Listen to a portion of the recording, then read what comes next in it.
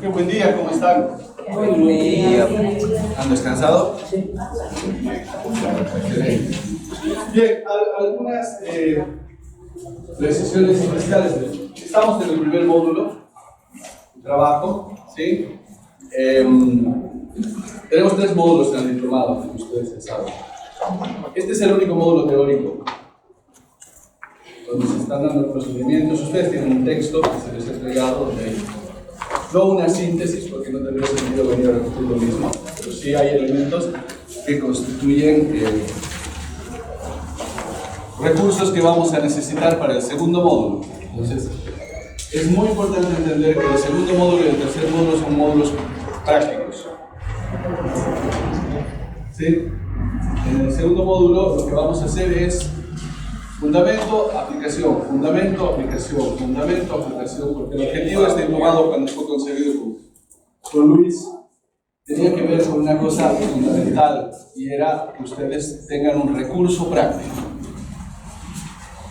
Y ese recurso práctico está orientado a poder evaluar algunos indicadores de dificultades funcionales, psicofuncionales de aprendizaje, el concepto lo tienen en su texto, y elaborar algunas medidas de intervención. No para hacer lo que hace el psicólogo, no para hacer lo que hace el pedagogo. Sencillamente poder detectar algunos niveles e intervenir sobre ellos.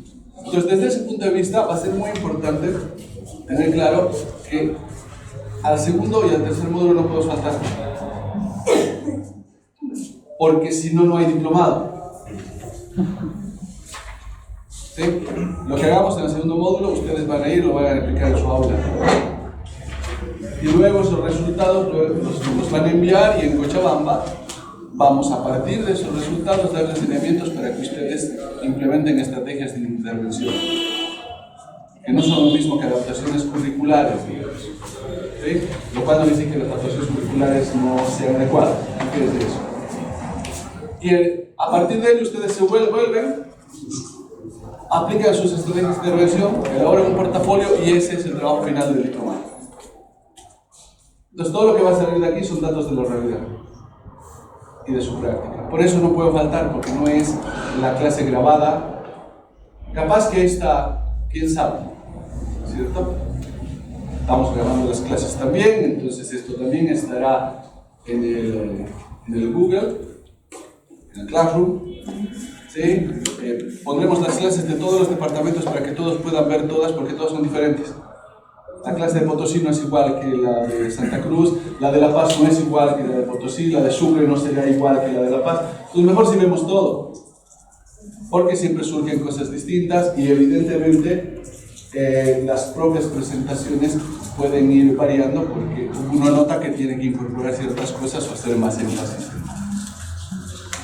De hecho, las presentaciones se las vamos a subir en versión PDF al Classroom para que ustedes puedan bajar, que no se preocupen tanto sacar fotos. Van a tener todo el material, aquí no hay nada oculto. ¿Sí? Yo sé que hay gente que se guarda sus presentaciones, que no las quiere dar. ¿Vamos? Entonces yo quería marcarles esto. También les quería marcar que este es un diplomado, un emprendimiento conjunto entre dos EPDB, a la que ustedes pertenecen y conocen, y AIPSIC, que es la Academia Internacional de Psicología Crítica Científica. AIPSIC es un movimiento de generación de conocimiento. De hecho, por estar aquí ustedes ya son miembros, no hay que pagar nada por si acaso, no se les va a pedir nada. Luego, ¿tiene grupo de WhatsApp esto? Sí. Bueno, luego les mandaré un link para que ustedes se puedan ingresar al grupo de AIPSIC, donde van a poder conversar, pedir cosas, pedir opiniones, pondremos textos. De vez en cuando hay discusiones acaloradas entre los miembros sobre algún tema, pero es un grupo científico. No, AIPSIC tiene representaciones académicas en Bolivia, en Argentina, en Chile, en Paraguay, en Colombia y en Perú. ¿Sí? Les digo esto porque es muy importante que entiendan que la certificación de este diplomado es una certificación seria. Ustedes tienen su texto atrás, está la Universidad Salesiana, está AIPSIC, está EPDB. ¿Sí? Por esa misma seriedad, ese mismo compromiso, la exigencia que vamos a tener para sus trabajos va en la misma sintonía. Y eso es importante entender. Yo entiendo que uno exige, porque pone su platita, que a nadie nos la regalan, ¿sí?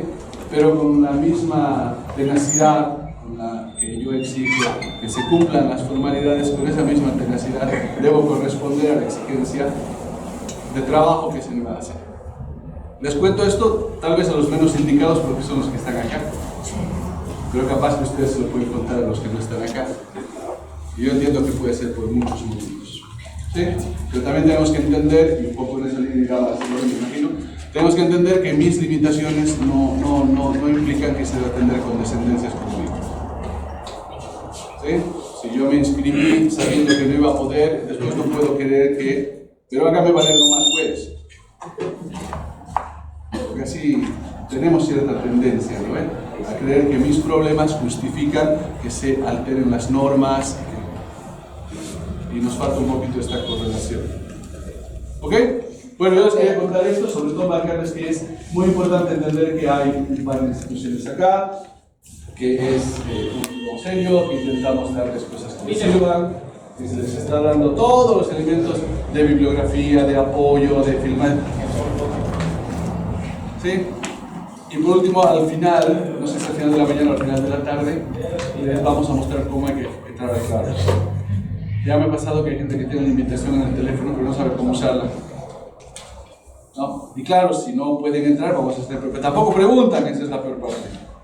¿No? Que no entran, pero tampoco preguntan, no dicen, no puedo entrar, ¿cómo es esto? Porque es muy fácil entrar del teléfono y mirar todo. Y es importante porque iban a poder ir haciendo preguntas en el foro, tanto a Marcelo como a mí en su momento, sobre cómo voy haciendo, que, ¿se entiende? Es muy importante. Entonces, tu trabajo fundamental está en venir a los módulos presenciales, pero entre un módulo y otro, ahí tienes que tú tener autodisciplina para hacer las cosas. No agarres el libro cada vez que vienes al módulo. De hecho, para el siguiente ya tienes que haberlo leído. Y trae preguntas y cuestionamientos y muéstranos que nos hemos equivocado en alguna cosa. Eso es el punto, ¿ok? Bien, yo les quería dar esta introducción. Bienvenido. Marcelo, ahora lo dejo a Marcelo con ustedes para que...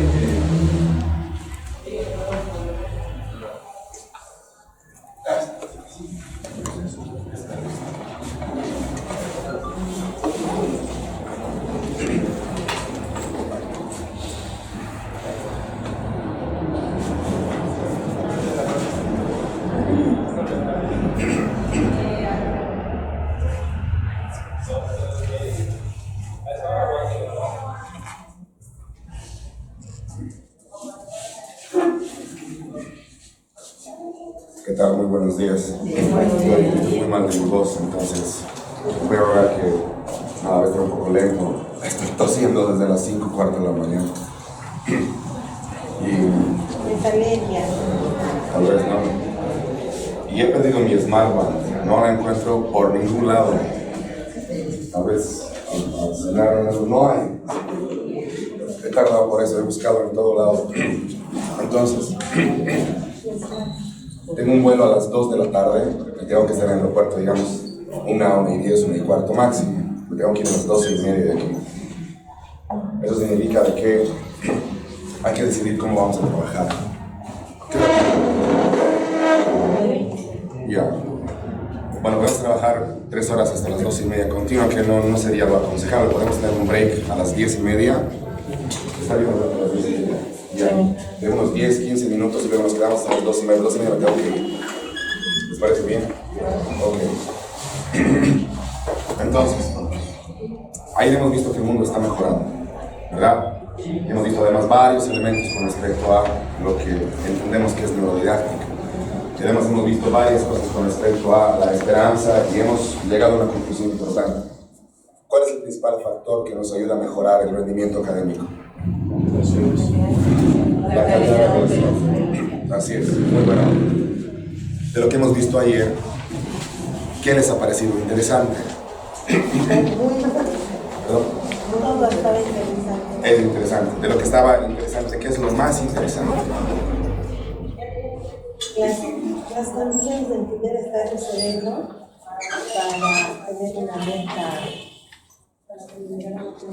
para lograr el aprendizaje. Así es. Es el proceso previo a la atención que se llama alerta atencional. Muy bien. ¿Ustedes creen que la lluvia se despeje? Sí. No se tomaron un minuto de la forma. Entonces, les voy a mostrar una serie de hechos y de realidades de lo que sabemos con respecto al cerebro. Les voy a pedir que lean cada diapositiva y que luego me pidan que yo explique o que me digas qué te suena interesante. Entonces, ¿quién se anima a leer estos hechos con respecto al cerebro? Tenemos que hacer estos hechos y después tenemos que ingresar a una cosa que se llama coeficiente intelectual. Pero no podemos ingresar al CI sin hablar de algunos hechos muy mitos con respecto al cerebro. Entonces, ¿alguien se anima a leer, por favor, la diapositiva? Por favor. 73% de agua, 1000 impulsos nerviosos por segundo, una porción del cerebro del tamaño de un grano de arena podría contener 1 billón de sinapsis, podrían existir alrededor de 10.000 grupos de neuronas en el cerebro. Gracias. Nuestro cerebro es básicamente, desde un punto de vista general, es agua y grasa. De eso está compuesto nuestro cerebro. Lo que tienes que saber es que para que el cerebro genere electricidad necesita agua. ¿Hemos visto eso ayer o no mucho de eso? Sí. ¿Sí? Ok. Entonces, de los nutrientes que vos consumes a lo largo del día, alrededor del 60% van a estar dirigidos hacia el consumo del cerebro. Digamos, vos comes 1 kilo de pollo KFC. De ese kilo de pollo será pues nutritivo, digamos, la mitad, no sé, 600 gramos. ¿Están siguiendo? Sí.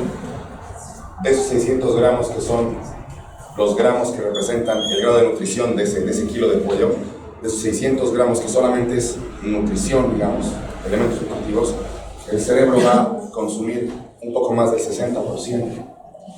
Entonces, cuando respiras, por ejemplo, más de la mitad del oxígeno lo consume el cerebro. No automáticamente, pero hasta que el oxígeno llegue, digamos, más de la mitad del oxígeno lo consume el cerebro. Es importante entender que el cerebro consume energía. Más de la mitad de él es agua. Después,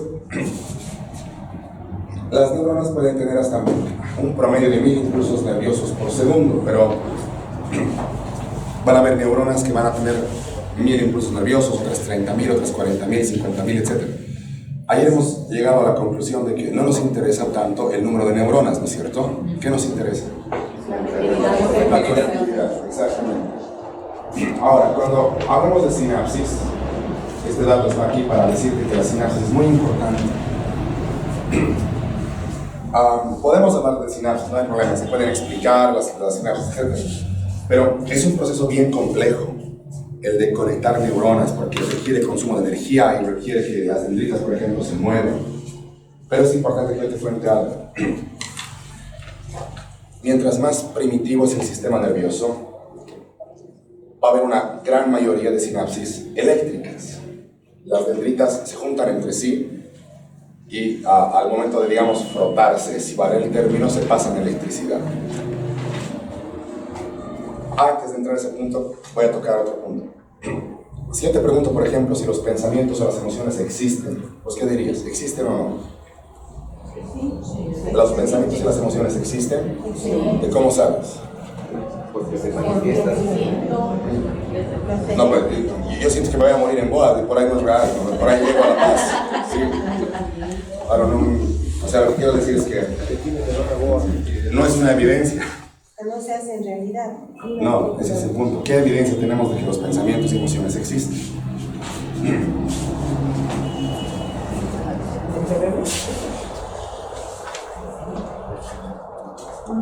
Porque tienen un peso. La actividad neuronal en nuestro sistema nervioso pesa. En un adulto como nosotros, entre 7 a 9 gramos, por ejemplo. En un niño, entre 3 y 5 gramos. Tus pensamientos y tus emociones, desde un punto de vista un poco reduccionista, claro, son básicamente combinaciones entre electricidad y neuroquímicos. ¿Están siguiendo? Y la electricidad tiene un peso que se combina con el peso de los neuroquímicos. Hay, por ejemplo, de qué neuroquímico hemos hablado, de oxitocina y serotonina, ¿verdad? Sí. ¿De cómo sabemos que eso existe? Porque tiene un peso. Como tiene un peso, tiene una masa, o como tiene masa, tiene un peso. Entonces, cuando vos combinas todos tus pensamientos y emociones, por ejemplo, que estás sintiendo en este momento, esa combinación existe de verdad, tiene un peso específico de verdad que se puede medir en gramos en el cuerpo de un adulto. Entonces, la evidencia de que los pensamientos y emociones existen es porque tienen un peso. Y por lo tanto, nadie puede decir pues, que no interviene en el proceso educativo. Un excelente neurocientista que se llama Facundo Manes, que es argentino, Facundo Manes tiene un libro que se llama ¿Cómo usar el cerebro? Si no estoy mal. Interesante ese libro, muy bien, muy introductorio para neurociencias además. Él afirma de que el principal componente del aprendizaje es la emoción. Y de que tienes que emocionarte para aprender. Ahora, hasta donde yo lo entiendo, yo lo he leído, él no dice que tienes que amar algo para aprender, es que tienes que emocionar. Y tampoco dice Facundo Manes, hasta donde lo he leído, si la emoción tiene que ser buena o mala. Pero si te emocionas, es más probable que cosa. Que aprendes, así es. Entonces, ¿recuerdas que ayer hemos propuesto la idea de que ya es tiempo de estudiar a quiénes? A los profesores, exactamente. Entonces, quizás los que damos clases tendríamos que capacitarnos en emocionar, digamos, a la gente con la cual estamos trabajando. Ahora, sobre el cerebro, estimados diplomantes, conocemos alrededor del 4 o del 5%. No conocemos todo. Nos falta mucha tecnología, además, para penetrar, digamos, los misterios del cerebro. Conocemos varias cosas, pero no conocemos todo. Entonces, estamos suponiendo de que en el cerebro solamente pueden existir más de 10.000 tipos de neuronas. O sea, no 10.000 neuronas, sino más de 10.000 tipos de neuronas.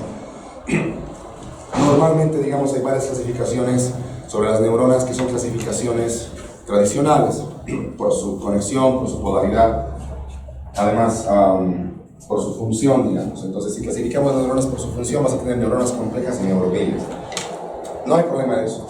Pero este dato está para que vos digas, no sabemos todo acerca del cerebro. ¿Cuánto sabemos? Desde el punto de vista de la Universidad de Durham, entre 4 y el 5%. ¿Eso qué significa? Significa de que, digamos, de aquí a unos 10 años, el diplomado sobre neurodidáctica y aprendizaje se vuelve a abrir. Significaría que de aquí a 10 años, ¿qué año sería?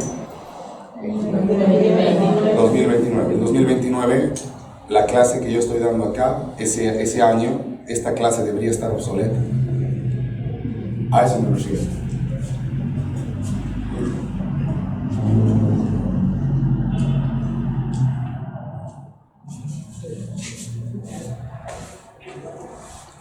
Ahora, ¿qué opinas con respecto a estos mitos? ¿Qué es un mito? Es una creencia falsa. La gente asume eso como verdad, pero de hecho es mentira. ¿Cuál es un buen sinónimo de mentira? Algo falso. Falso. ¿Qué más? Un engaño, exactamente. Todos estos son mitos acerca del cerebro. Engaño, información falsa.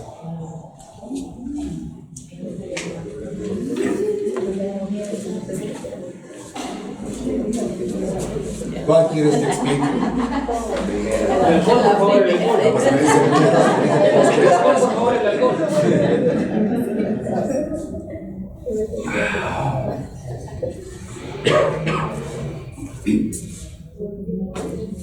Hay un término muy interesante en estudios de paz.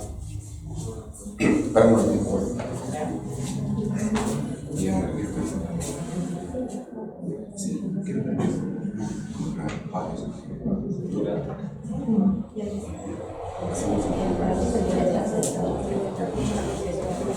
Muchas gracias. Entonces, gracias, señor. Hay un término muy... Perdón. Gracias. Hay un término muy interesante en estudios de paz. Ese término se llama neurocultura. ¿Qué? ¿Neuro qué? Neurocultura. Pregúntame bien, por favor, para que yo repita bien también. Entonces, este término que se llama neurocultura, ¿sí? Básicamente hace referencia a el grado de conocimiento que una comunidad tenga con respecto al cerebro. Básicamente, no es la única definición, hay varias definiciones. Entonces, nosotros formamos una comunidad académica, como Roberto estaba explicando, y nuestro objeto de estudio, digamos, por ahora es el cerebro. Entonces, mientras más sepamos sobre el cerebro, más alto es nuestro nivel de neurocultura. ¿Están entendiendo? Bueno, pero ese no es el punto. El punto es que en estudios de paz, lo que estamos empezando a conocer es que mientras más alto es el nivel de neurocultura en una comunidad, más alto es el nivel de paz en esa comunidad. ¿Recuerdas que ya hemos visto unas cifras con respecto a la producción de conocimiento y la economía del conocimiento, verdad? Sí. Y esas cifras básicamente nos han orientado en el sentido de que en los países donde se produce más conocimiento parece que la calidad de vida es un poco más alta. A eso más o menos ocurre con neurocultura. ¿Cómo estamos definiendo neurocultura? Díganme cuál es la definición de neurocultura. El grado de conocimiento que una comunidad tenga con respecto a qué? Con respecto al cerebro. Y en estudios de paz lo que sabemos es que las comunidades que tienen un nivel alto de neurocultura, o sea, un nivel alto de conocimiento con respecto al cerebro, tienden a ser más pacíficas. ¿Me están siguiendo en esto? Entonces, por ejemplo, eso es una gran información porque ustedes, por ejemplo, al conocer más sobre el cerebro, es un poquito más probable que tengan clases basadas en la esperanza y en la paz, no tanto en el castigo ni en el, ni en la amenaza. Entonces, cuando nosotros intentamos desmentir estos mitos, estamos incrementando nuestro nivel de neurocultura. ¿Me están siguiendo hasta acá? Ahora, ponte a pensar en esto. Mientras más bajo sea el nivel de neurocultura, más bajo también sería, ¿qué cosa? El nivel de paz. Por lo tanto, desmentir estos mitos no solamente es lindo, es buena onda desde el punto de vista de la información. Desmentir estos mitos nos convierte en una sociedad más pacífica. Porque estos mitos, como son falsos, tienen un fuerte componente de violencia. Porque son un engaño, o sea, no es verdad. ¿Me dejo entender? Es como, por ejemplo, has pasado clases, digamos, no sé, de química y has igualado ecuaciones aplicando el método Redox.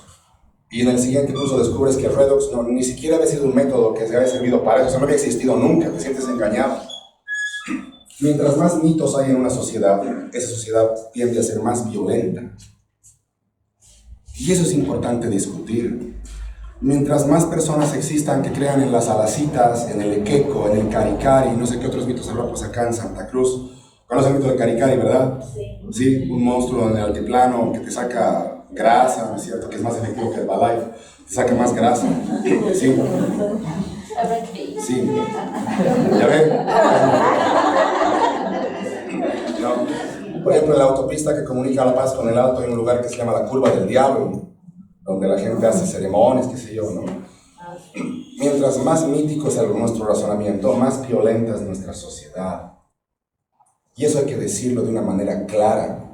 Alguien se va a enojar y va a decir, no, es que son nuestras creencias ancestrales. ¿Ancestrales de qué? No hay pueblos originarios en América. El hombre ha nacido del África y de ahí ha migrado. ¿No me crees? Hay un excelente libro que se llama Armas, Gérmenes y Acero. O sea, lee antes de opinar. Entonces, no podemos nosotros decir que cultura es creer en los mitos, ¿sí? Cultura es lo que estamos haciendo nosotros ahora. Cultura es educarnos. Cultura es levantarnos temprano un sábado y venir a aprender y venir a enseñar y trabajar. Eso es cultura. Entonces, hay que cambiar la definición de cultura. No puede ser más cultura bailar caporales o comer salteños. O sea, no puede ser eso cultura. Cultura, además, por cultura podemos entender nosotros el ejercicio de propiedades humanas que nos permiten elevar nuestra calidad de vida. Por ejemplo, si no puedes leer bien, ¿qué cosa puedes utilizar? Si no puedes ver bien, ¿qué cosa puedes utilizar? Lentes. Entonces, utilizar lentes es hacer cultura, porque elevas tu calidad de vida y das buen ejemplo a los demás, por ejemplo. Llegar temprano, ¿me dejo entender? Sí, no puede ser una creencia irracional un ejemplo de cultura, porque mientras más mítica es nuestra cultura, mientras más esté nuestra cultura basada en leyendas, es más violenta.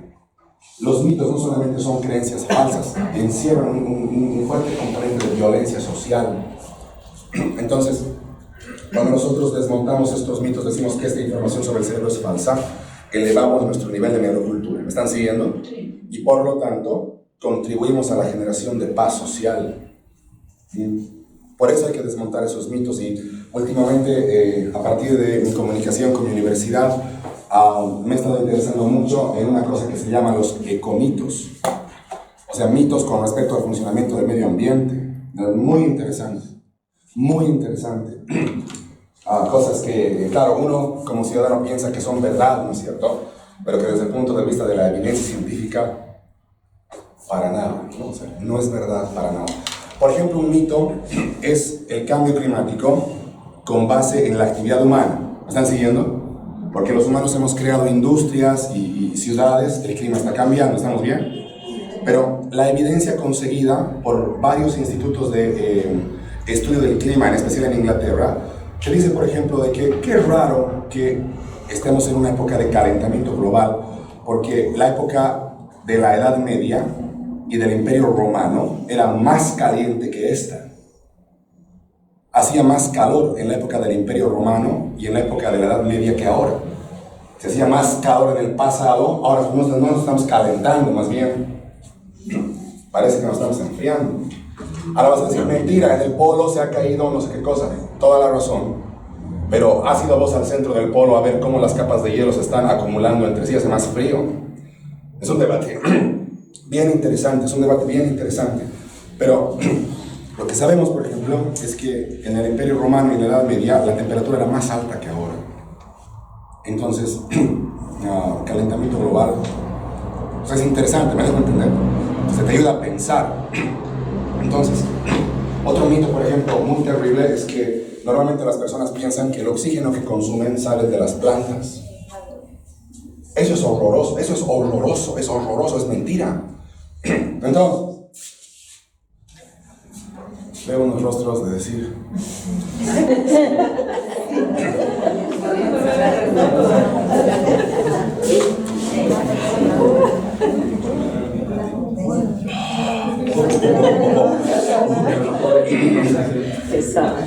A ver, escúcheme bien. Las plantas cuando reaccionan ante la luz del sol producen fotosíntesis, ¿verdad? Y por lo tanto producen oxígeno, ¿no es cierto? Por supuesto que sí. Pero, aquí no hay ninguna planta. Digamos, este árbol que está allá afuera es un árbol más grande que nosotros, físicamente hablando. Los árboles más grandes que nosotros, son los únicos que producen oxígeno en exceso. Y el oxígeno en exceso de esos árboles se esparce alrededor de esos árboles. Tendría que estar debajo de ese árbol para recibir el oxígeno que ese árbol produce en exceso. Las plantas más pequeñas producen oxígeno para su propio consumo. Entonces, del 60 al 80% del oxígeno que vos consumes se produce en la superficie del océano con un microorganismo que se llama plancton. ¿Has visto Bob Esponja? Sí.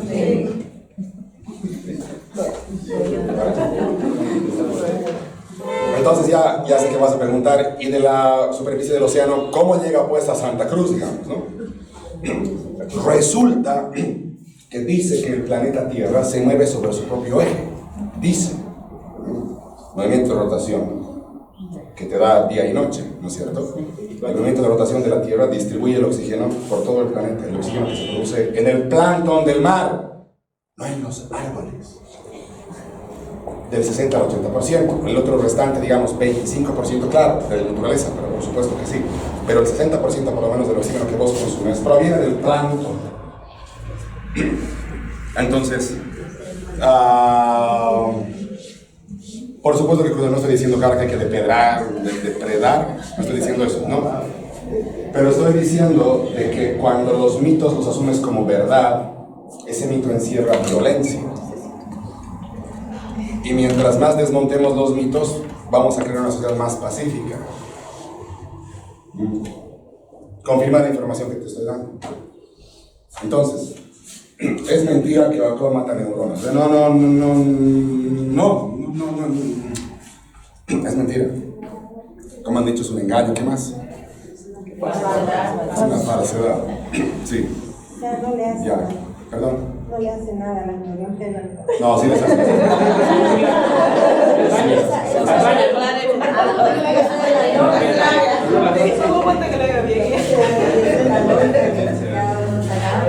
No es, como dicen los británicos, no es carte blanche, o sea, no es carta blanca para que empieces a barrer desde ahora, ¿no ven? Con tu sobaquera le has venido aquí. Y las neuronas no van a morir, ¿no? Salud, no, algo así. Pero, a ver. ¿Cómo te llamas? Modesto. ¿Y tú eres? Bien. Entonces, la Modesta y la Carla van a ser neuronas complejas de nuestra corteza cerebral. No puedo hablar, perdón. Voy a hacer mejor esfuerzo. Entonces, ellas son neuronas complejas, ¿ok? Ya, tienen que estirar sus bracitos poquito a poco. Un brazo nomás, poquito a poco. Los brazos van a representar sus dendritas, ¿me dejo entender? Sí. Ya, entonces va a haber un momento en que se acerquen un poquito más. Listo, ahí. No se están tocando, pero igual están intercambiando neurotransmisores. ¿Están siguiendo? Sí. Ese tipo de sinapsis se llama sinapsis electroquímica, porque se sostiene a partir de electricidad y neuroquímicos. ¿Todo bien hasta acá? Sí. Muy bueno. Entonces, tienen que mover sus manitos así, sus dedos así, porque son dendritas. Se están moviendo, están intercambiando químicos. ¿Todo bien hasta acá? Sí. Excelente. Entonces, a ver, retrocedan por favor. Ya, ahora. Las dendritas no solamente avanzan porque sí para conectarse entre ellas. ¿Conocen Hansel y Gretel, no ve? Sí. ¿Seguro? Porque ayer no conocían Wolverine y se han quedado en Heidi, ¿no ve? Estamos con Heidi. Entonces, digamos que soy una neurona y esta es mi dendrita. Entonces voy a botar mensajeros químicos que se llaman enzimas, como si fueran las migajas de Hansel y Gretel. ¿Están siguiendo? Porque esas, cuando boto esas enzimas, las enzimas intentan dirigirse hacia la dendrita con la cual me puedo conectar. ¿Me dejo entender? Entonces yo emito una enzima, avanzo porque la enzima se orienta hacia la dendrita. ¿Me están siguiendo? Sí. Ya, entonces cuando ellas están moviendo así sus deditos, están botando enzimas que les permiten orientarse. ¿Estamos bien? A ver, ya. Y únanse electroquímicamente, o sea, cerca pero no se toquen, están intercambiando electricidad y neuroquímicos. ¿Me están siguiendo hasta aquí? Y yo voy a hacer el alcohol ahora. ¿Estamos bien? Ya. Entonces, para que las neuronas mueran, tienes que sumergirlas en ácido. El alcohol es etanol. No. Pero lo que van a hacer es desconectar. Tus uñas, mujer, bien. ¿Qué le voy a hacer a mi chica? Me parece bien.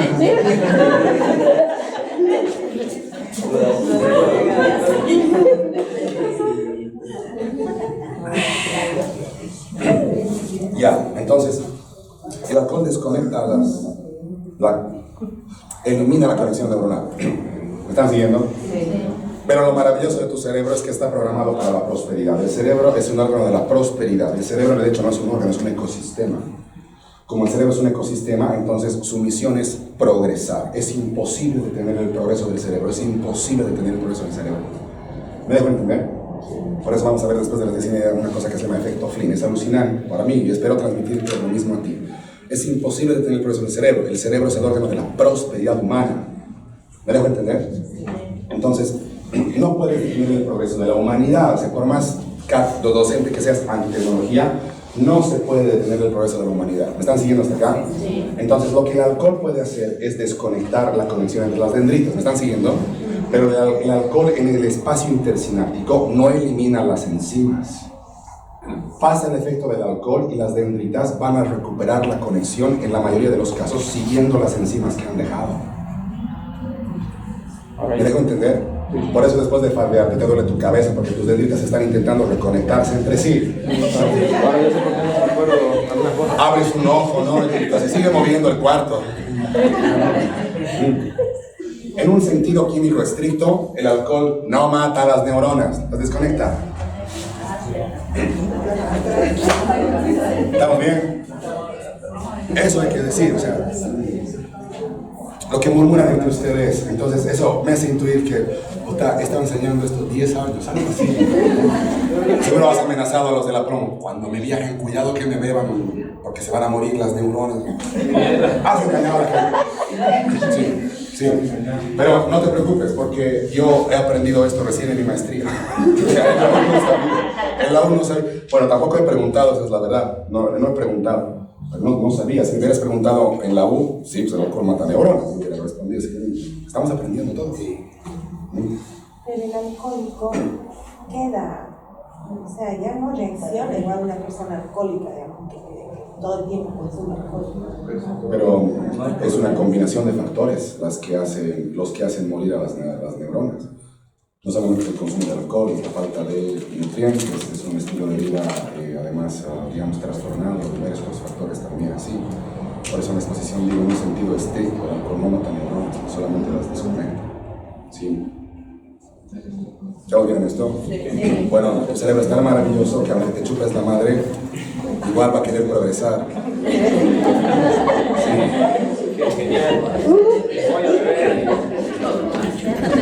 Después, ¿qué otro mito quieres que explique?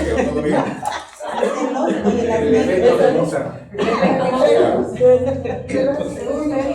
Tienen que... No puedo evitar. Ya, entonces, existe la creencia de que cuando las mamás están embarazadas agarran un headphone, no sé cómo se dice eso en español, audífono, y le ponen, la mamá pone el audífono a su barriga y les escucha música de Mozart y la guagua va a ser más inteligente, digamos. Nada que ver. Ahora, una vez mi mamá en mi casa ha aparecido con un maletín celeste como si fuera la ayudante del agente 86. ¿Sí? ¿Has visto el agente 86? Sí. Ya, no te pongas cara. Ahora, y en ese maletín supuestamente había un método para aprender a hablar inglés. Entonces ella decía, mi mamá sabe hablar francés, por ejemplo, pero porque ha estudiado. Ella quería saber hablar inglés, entonces me he comprado este método y yo lo voy a utilizar, me dice, y una vez que lo utilice te lo paso a vos. Ya, ¿por qué consiste? Que te pones los headphones acá y mientras estás durmiendo, asumo que alguien te habla y vos aprendes. Algo así debe ser, ¿no? O ha utilizado y después de una vez dices, nada. Nada. Debió gastar más $1.000 millones. O sea, la han engañado, la han engañado. Es imposible hacer eso, no se puede. Por eso te digo que estos mitos generan violencia, generan falsas creencias acerca del cerebro. Y ¿sabes qué pasa? En el mundo de nosotros los educadores son mitos. Para los neurólogos, por ejemplo, ellos saben esto hace 1000 años. Entonces, es mentira que si el bebé escucha música de Mozart, va a ser inteligente. Entonces, analizaremos esto de una manera científica. ¿Qué cosa podemos hacer para que nuestros niños, cuando sean adultos, tengan un nivel intelectual medio, promedio? Por ejemplo, podemos decirles a las mamás que les hagan mamar, los amamanten, pero con todo el sentido del término, ¿no es cierto? Que los miden, que los toquen y que el bebé succione, ¿no es cierto?, la leche de la mamá entre 7 y 9 meses. Sabemos, por ejemplo, de que cuando las mamás les dan de lactar a los bebés con todo lo que ese comportamiento implica, el desarrollo del cerebro en la vida adulta va a ser por lo menos normal. Entonces, eso sí sabemos. También sabemos, por ejemplo, de que en edades más tempranas la figura de la madre es absolutamente esencial. Lo que un gran neurobiólogo chileno que se llama Humberto Maturana ha comprobado es que uno de los factores que ha permitido que el cerebro evolucione es el amor de la mamá. Cuando vos te preguntas, ayer te he dicho que el cerebro viene evolucionando ¿cuántos millones de años? 8 millones de años. Entonces, ¿qué factor explica que el cerebro evolucione? Hay varios, 3 o 4. Uno de los más importantes es el amor de la mamá. Vos quieres que el chico sea inteligente, entonces no tiene nada que ver el efecto Mozart, tiene que ver los meses que le has dado de lactar, tiene que ver el estado nutricional de la mamá al momento de embarazarse, que va a determinar de alguna manera el peso del bebé al nacer. Tiene que ver la calidad de la relación que ese bebé ha tenido con su mamá, y también tiene que ver un término que se llama exigencia cognitiva, que esa guagua ha ido a un colegio donde le hayan exigido un poquito más de lo que puede normalmente dar, un poquito más. Pero no escuchando música de Mozart. ¿Todos tienes acá? Sí. De hecho, Mozart era un excelente compositor, pero no tenía un coeficiente intelectual alto porque le faltaba control de impulsos. ¿Algo más? ¿Está todo bien? No, utilizamos el 10% de nuestro cerebro. Eso pues mentira. Parece. Pero hay una película que no me gusta. Hay una película.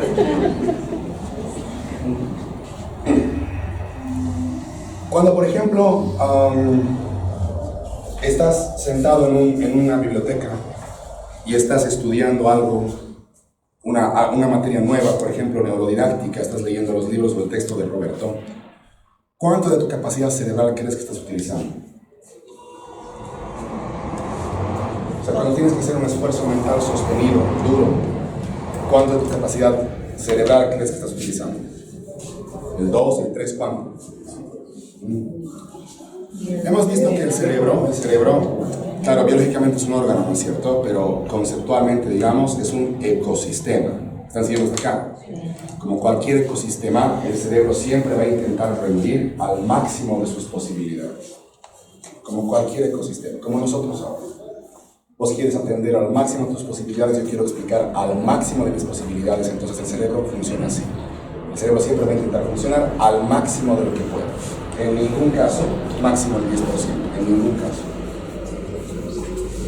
¿Cuánto de porcentaje? 70, 80, 90, el máximo de lo que puede, como cualquier ecosistema. Es mentira que la persona solamente use el 10% de su capacidad cerebral. Eso no ocurre en el reino animal. O sea, incluso los simios más primitivos que, por ejemplo, hacen herramientas, nuestros primos que hacen herramientas, o que sancionan el incesto, o que consuelan, por ejemplo, a otros monos que han perdido sus parejas, porque eso ocurre en nuestros primos evolutivos, hasta ellos utilizan el máximo de su capacidad cerebral. ¿Me dejo entender?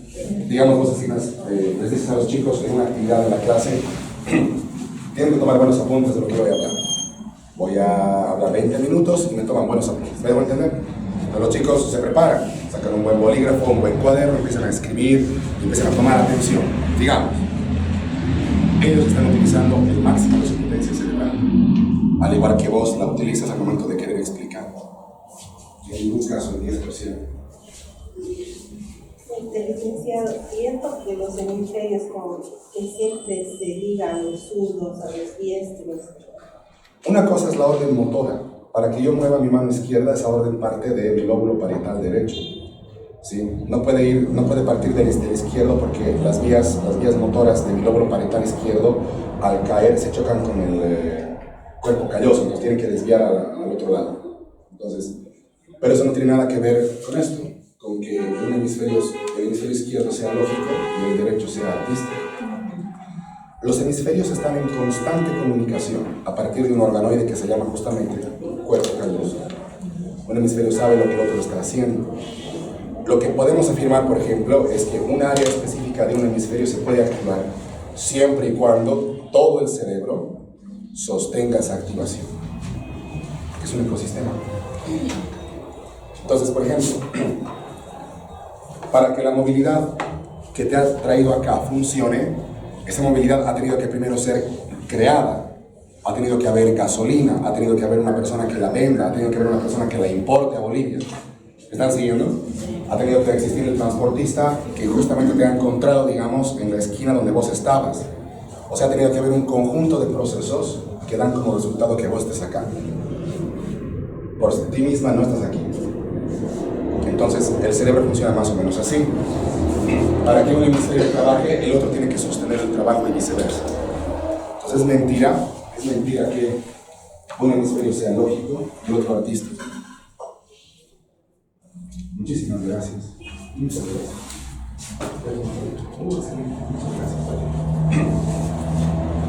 ¿Saben qué pasa? Digamos, ustedes siguen creyendo en este mito, ¿no? Y yo lo he visto muy bien, vengo con un terno bien interesante, bien perfumado aquí a la dirección. Y digo, quiero hablar con la directora, con el director. Entonces le digo, mire, señora directora, su método de estudio, su currículum, su institución, el Composto de Santa Cruz, solamente incide en el razonamiento lógico de sus estudiantes. Pero con el programa que yo traigo, voy a poder despertar capacidades artísticas, voy a poder hacer que sus niños trabajen el otro hemisferio. Es que interesante. Podemos tener una educación que estimule los dos hemisferios. Me vas a preguntar, ¿y cuánto cuesta ese programa? Pues cuesta $7,000. Tal vez pueda convencer a uno que otro director acá en Santa Cruz. ¿Me debo entender? Este mito simplemente se resuelve al estudiar anatomía cerebral, nada más. Donde vos estudias cómo el cerebro está distribuido, dónde está el cuerpo calloso, y vos dices, pero a ver, en términos anatómicos, los hemisferios están comunicados. Además, ya tenemos en neurociencia un término bien interesante que se llama coordinación interhemisférica. ¿Qué significa inter? Exactamente, que va de un lado a otro, ¿no es cierto? Los hemisferios ya se comunican. Y además, no está mal que la gente sepa pensar en términos lógicos porque el mundo funciona de manera lógica también. Creo que esto es un engaño, creo que el Marcelo ha venido a engañar. No sé, revisaremos un texto de neuroanatomía. No va a ocurrir eso. ¡Wow! Y vas a decir una reunión. En el Don Bosco aplicamos un programa que permite que el otro hemisferio también se active. Pero si vos ya sabes de neurociencia, cuando escuches eso de otra escuela te vas a reír, ¿no? Me están engañando porque los hemisferios están en constante comunicación. Porque si no estuvieran en constante comunicación, no podrían ejercer al máximo de su capacidad cerebral las tareas. Muy bien. ¿Todo bien? Sí. Sí. Entonces, a ver, Dime. para que me quede claro, ambos hemisferios pueden ser lógicos y artísticos, ambos. Es que, ¿cuánto es 2 más 2? 4. Ya. Esa operación, el resultado de esa operación, el proceso de esa operación, lo ha creado tu lóbulo frontal, ¿sí?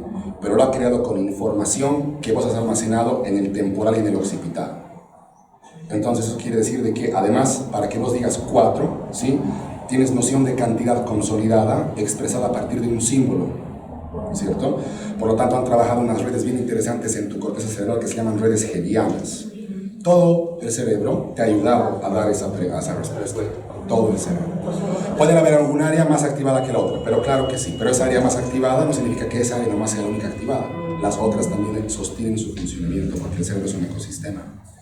Entonces, es importante entender de que todos los ámbitos de conocimiento tienen relación con todos los ámbitos de conocimiento, igualito que el cerebro. Profesora, ¿de qué eres? ¿Cuál es tu especialidad? Trabajo, soy pedagoga, hago acompañamiento pedagógico. Entonces, por ejemplo, a los profesores que asesoras, tal vez les puedas sugerir lo siguiente, si sirve, ¿no? Les puedes decir, es tiempo de que las disciplinas dialoguen entre sí. Es tiempo de que, igualito que funciona el cerebro, el profe de educación física dialogue con el profe de física. No sé, pues creen algo nuevo, qué sé yo. Es tiempo ya de que el biólogo dialogue con él que da clases de arte. Porque el cerebro funciona así. Bueno, ahora, quiero hablar de coeficiente intelectual, pero vamos a ver, cosas que sean interesantes, que no estén tan calificadas. Esto. ¿Alguien se anima a leer, por favor? Dale. Leer en la mente usa circuitos cerebrales distintos a leer en voz alta. Gracias. Eso es bien interesante. Cuando yo digo leer en la mente, ¿a qué me refiero?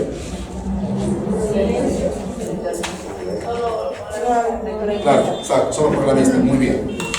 Y cuando hablo de leer en voz alta es lo que han hecho ahorita, ¿no es cierto?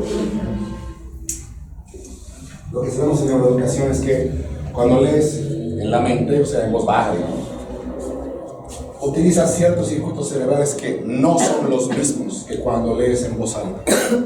No es lo mismo leer en la mente que leer en voz alta.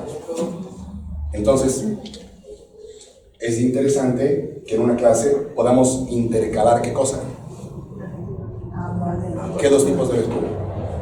La mente, en silencio y en voz alta. Porque estamos trabajando dos tipos distintos de circuitos cerebrales. Porque, ¿sabes qué pasa? Te voy a proponer una idea. La idea es que, como el cerebro ha ido evolucionando, ha ido creando productos, ¿no es cierto? La esperanza, la civilización, etc. La cultura. Pero, ¿cuál es el producto más complejo que ha creado el cerebro en 8 millones de años de evolución? ¿Qué es lo que al cerebro le resulta más difícil de crear? La memoria. No, pero está relacionada con eso. Es el lenguaje verbal. Esa es mi propuesta. Ponte a pensar en lo siguiente. Si no existiera el lenguaje verbal, ¿existiría educación? Quizás sí, pero no de la calidad que tenemos ahora. Si no existiera el lenguaje verbal, ¿existiría psicoterapia? Tal vez, pero no de la calidad que tenemos ahora. El lenguaje verbal es la creación más compleja del cerebro.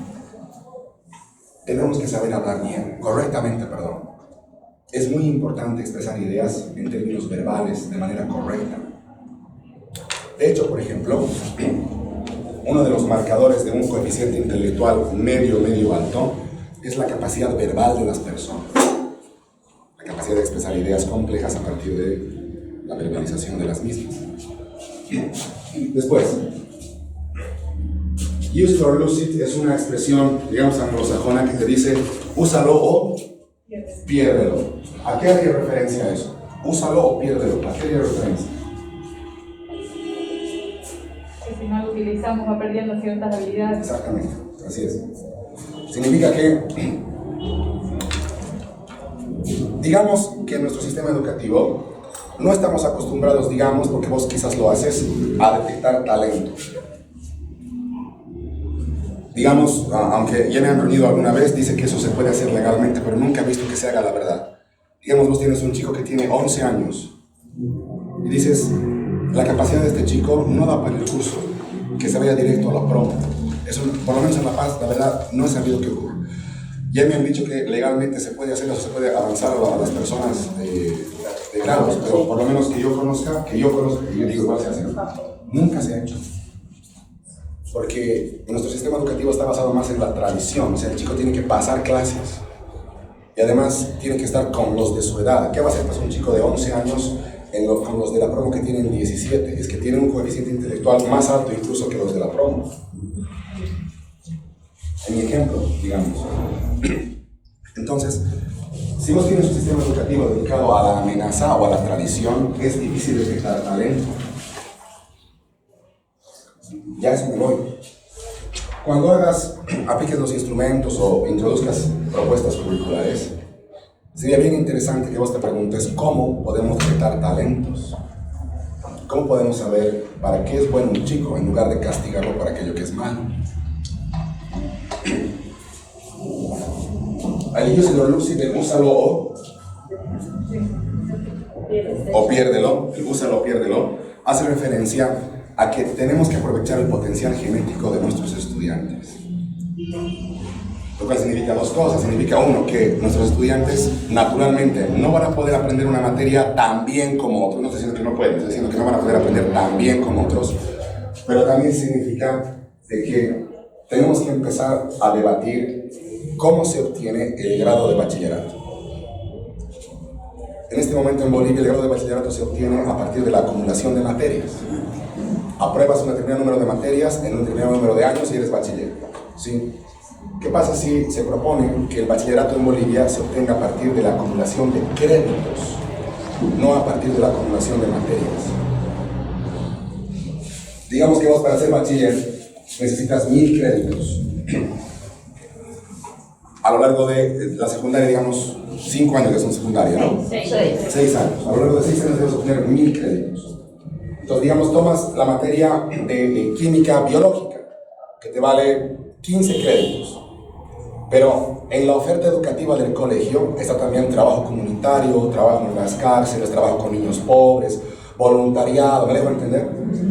Y resulta que un voluntariado, digamos, para trabajar en hogares de personas adultas mayores, me vale igual 15 créditos para el semestre. Entonces escojo, no me obligan. El currículum está en función de las necesidades del interesado, que en este caso es el estudiante.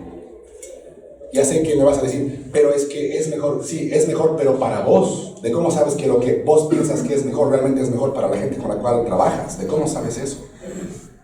Yo les puedo decir, ¿saben qué? Es mejor que estudien neurociencia, me parece una sugerencia importante, pero yo de cómo sé que eso realmente les va a servir, yo espero que realmente les sirva, pero los especialistas son ustedes.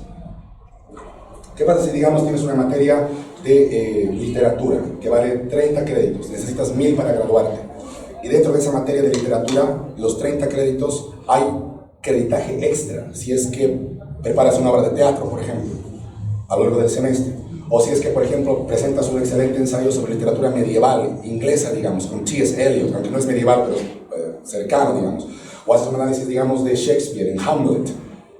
Apruebas la materia con 15 créditos, pero como el trabajo que has hecho es un excelente trabajo, te damos 10 créditos más, ya serían 25 créditos. Y puedes salir bachiller en mayo de aquí a los siguientes 3 años, ya no 6 años, ya no por acumulación de materias, porque el cerebro es use it or lose it. A. Aceptar todo. Rechazar todo.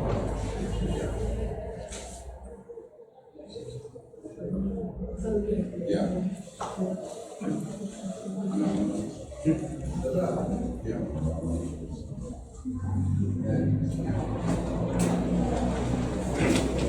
A eso me refiero. El cerebro humano funciona a partir del incentivo. Mientras podamos encontrar el incentivo adecuado, podemos encontrar el rendimiento adecuado. Entonces, si no detectamos talentos, o si no dirigimos nuestros esfuerzos hacia los talentos y habilidades y los recursos propios de los estudiantes, siempre va a ser una educación basada en la tradición, en la amenaza, en el castigo, y todos los años va a ser lo mismo. Febrero toma el nombre de la promoción, después en mayo hay que bailar, no sé, la cueca, en agosto hay que desfilar, todos los años exactamente lo mismo, lo que cambian solamente son los estudiantes. Este punto también es interesante, el de dormir, ¿sí? Cuando vos duermes, el cerebro se autorrepara. ¿Me están siguiendo hasta acá? Consolida las memorias del anterior día, pero eso no es lo más interesante. A finales de los años 80, en Durham, ha habido un interés muy fuerte en estudiar la neuroquímica del amor. ¿Quiénes de ustedes han estado enamorados o enamoradas? ¿O lo están ahora? No hables por los demás. Ahí hemos quedado en eso. 10 socialistas, todos. Porque a vos te da la gana, todos tienen que estar enamorados.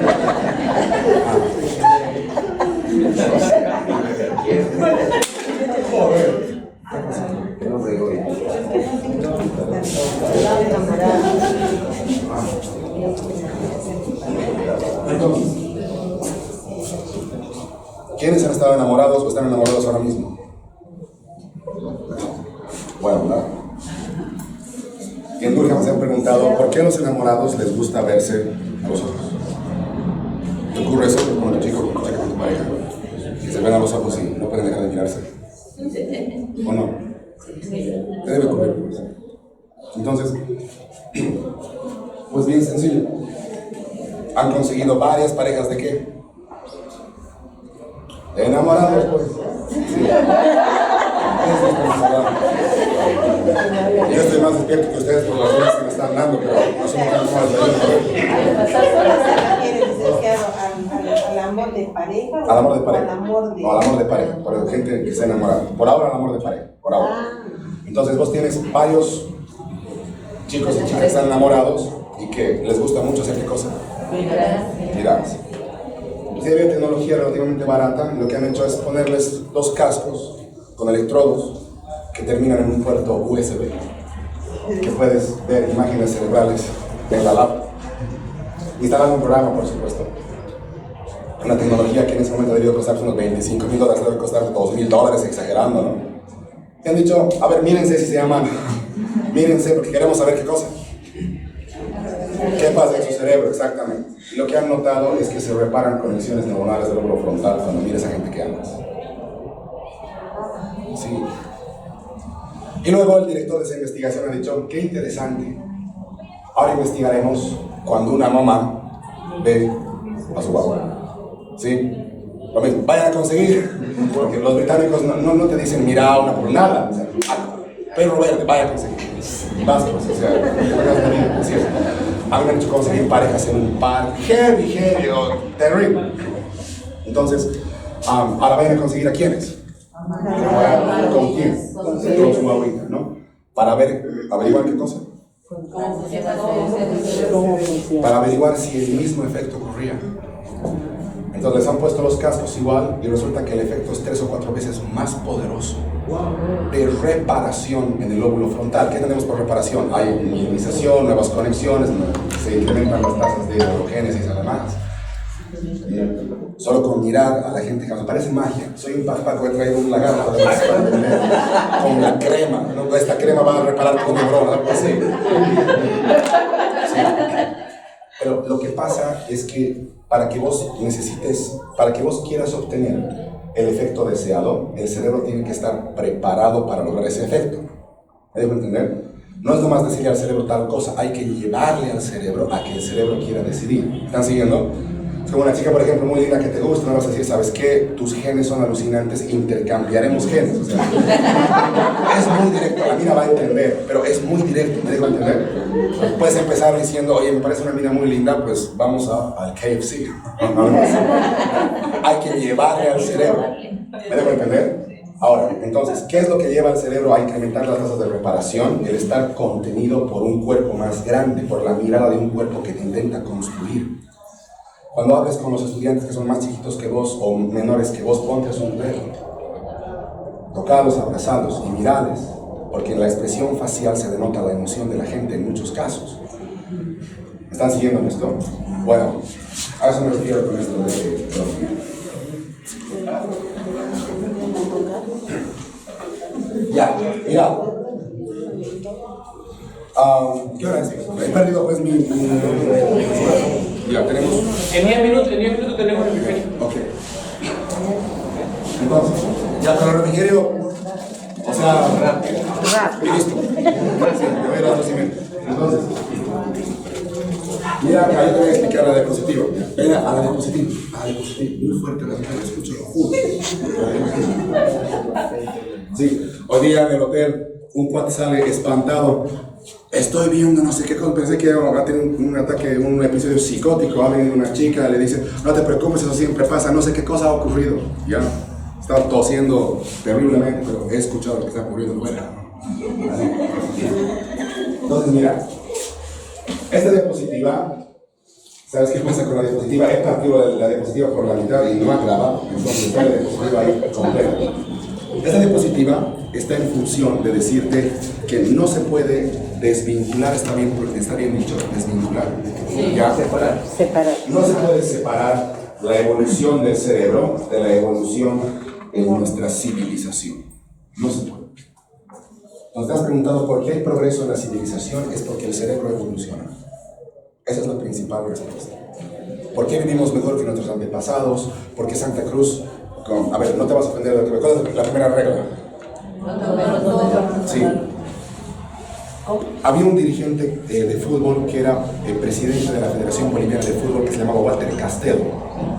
El señor Castedo, en un programa en La Paz, ha debatido con un señor paseño que se llama Sergio Asbun, porque Asbun creo que también quería ser presidente de la Federación de Fútbol, ¿no? Entonces Castedo, reivindicando un poco el fútbol cruceño, decía: cuando mi pueblo era una aldea de 40,000 habitantes, jugábamos mejor fútbol, y decía. O sea, me refiero a que Santa Cruz ha tenido un desarrollo brutal, terrible, muy fuerte. ¿Me están siguiendo?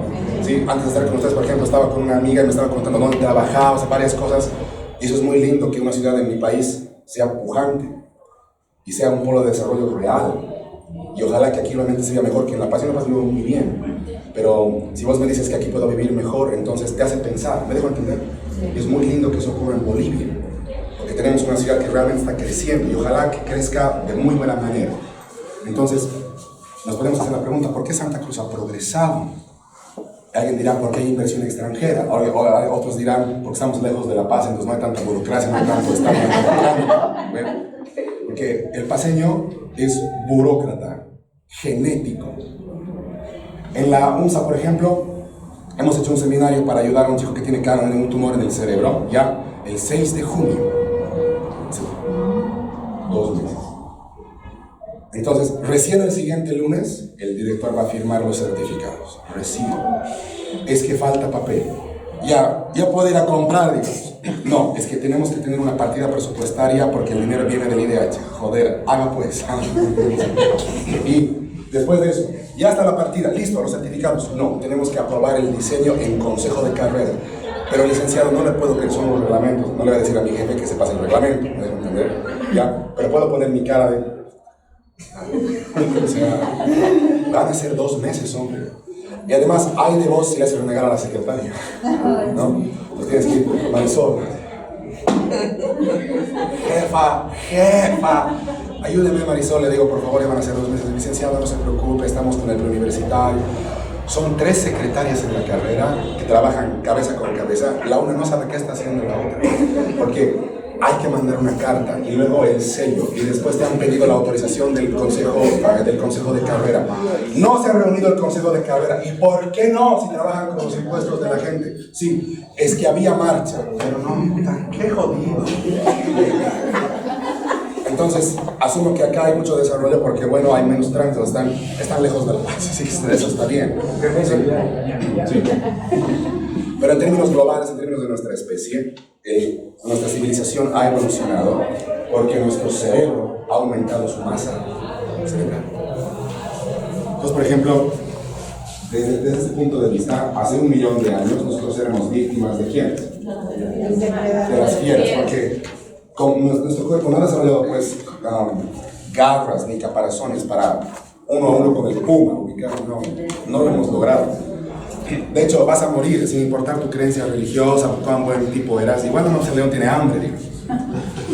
Entonces, éramos víctimas de las fieras terriblemente, pero hace 700.000 años hemos aumentado nuestra masa cerebral hasta, digamos, 700 centímetros cúbicos, de menos de 500. Por lo tanto, hemos podido ya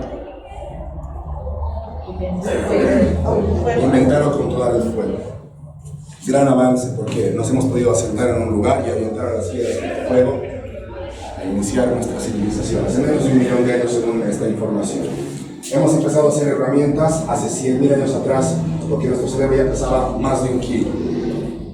En la medida en que el cerebro ha ido evolucionando, nuestra civilización también ha ido evolucionando. De hecho, por ejemplo, cuando nuestro cerebro ha empezado a pesar alrededor de 1,3 kg, 1,2 kg, ya nos hemos enojado y hemos prohibido de alguna manera el incesto. Y hemos inventado una cosa alucinante que se llama propiedad privada. Porque hemos inventado el concepto de familia. Y para proteger a la familia necesitas propiedad privada.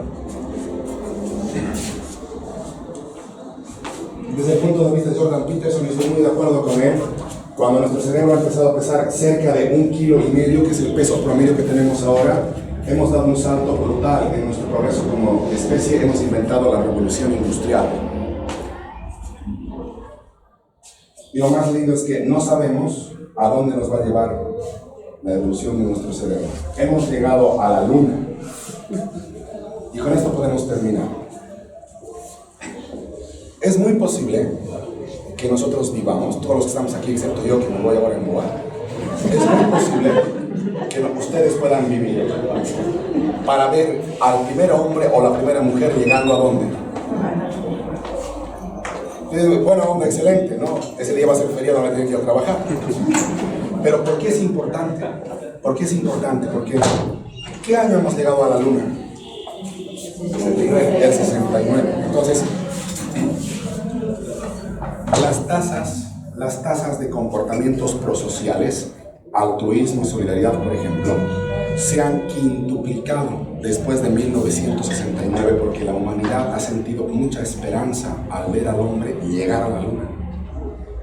Es decir, el logro de los americanos no ha sido solamente un logro técnico, me dejo entender, un logro físico, no ha sido solamente eso, ha sido un logro que ha alimentado de esperanza a toda la humanidad. Pues ya sabes que la esperanza es ¿qué cosa?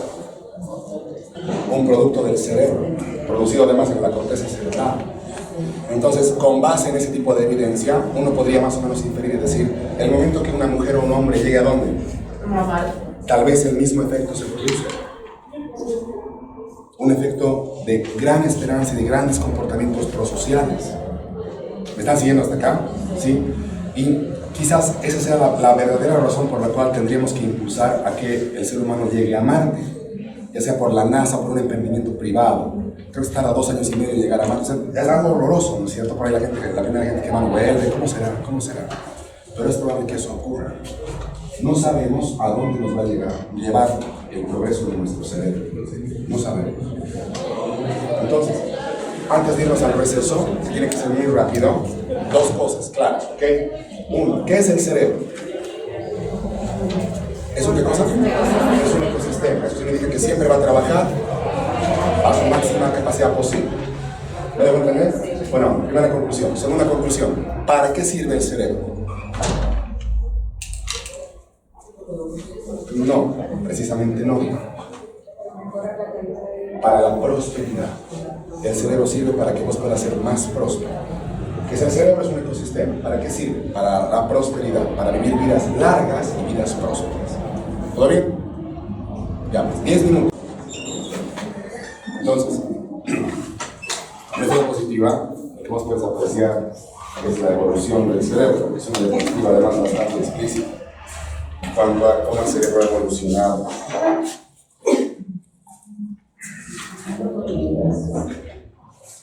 Como estás viendo acá, esto ha empezado hace un promedio de 7, 8 millones de años atrás y nunca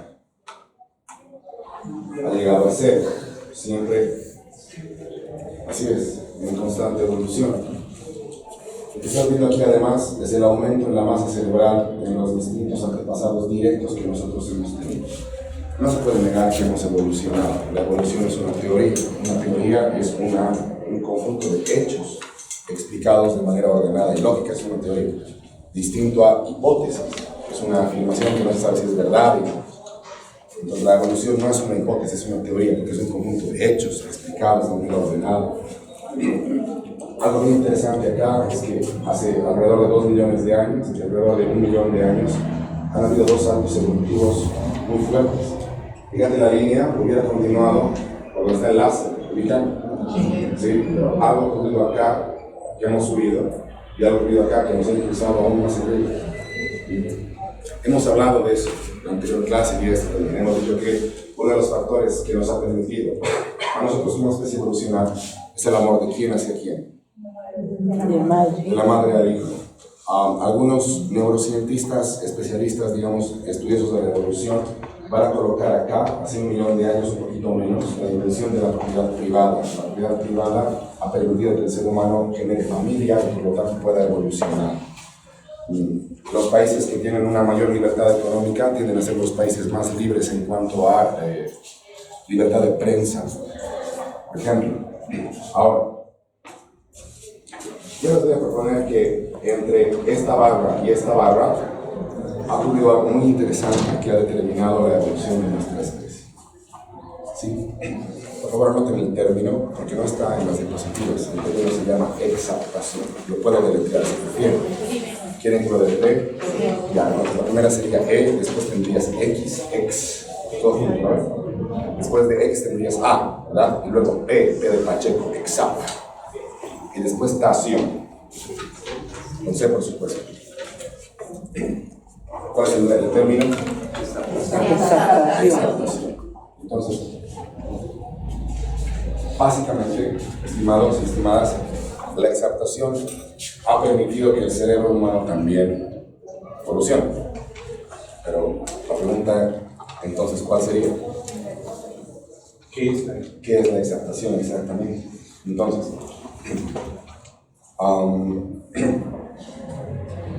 cuéntenme, ¿qué han traído a la clase de hoy? ¿Qué tienen en sus carteras, en sus maletines? ¿Qué han traído? Que puedan decir que es legal que hayan traído. Pero por ahí son traficantes de órganos, no quiero yo meterme en su actividad privada. ¿Qué más han traído? Y dulces. ¿Qué documento?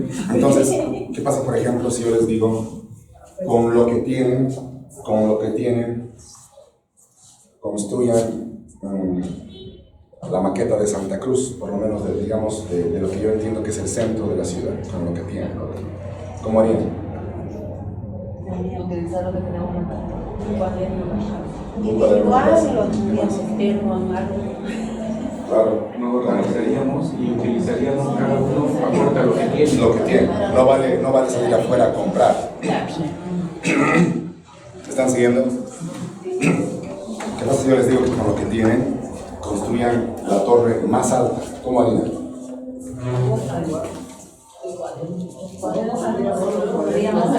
Vamos sobre otro. ¿El más grande abajo o arriba? Organizadamente. Ya, claro, organizadamente. ¿Qué pasa si yo les digo, con lo que tienen,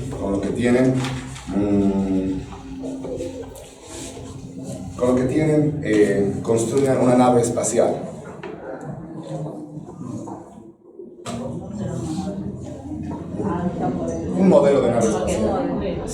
¿Cómo harían?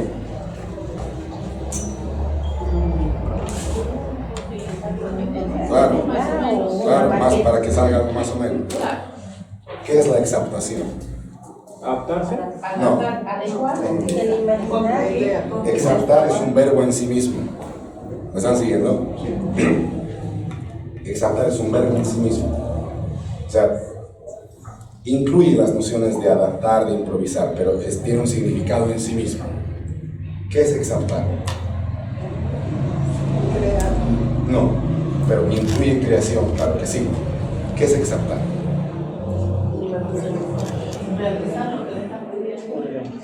Exaptar es intentar hacerlo lo mejor posible con lo que está disponible. Es eso. Y esa es una capacidad que ha permitido que el cerebro evolucione. No es una capacidad, no estamos hablando de improvisación ni de adaptación, estamos hablando de exaptación. Entonces, por ejemplo, digamos eres director y algún profesor te dice, pero señor director, nos falta material en el Don Bosco, o sea, estamos en el Don Bosco en Santa Cruz, acá el piso no es de tierra, o sea, hay buen material para trabajar, me dejo entender. Pero el profe te dice, es que me hacen falta condiciones. Tú le puedes decir, mire profesor, que hemos hecho lo mejor posible para equipar el lugar, así que usted lo que tiene que hacer es exaptar.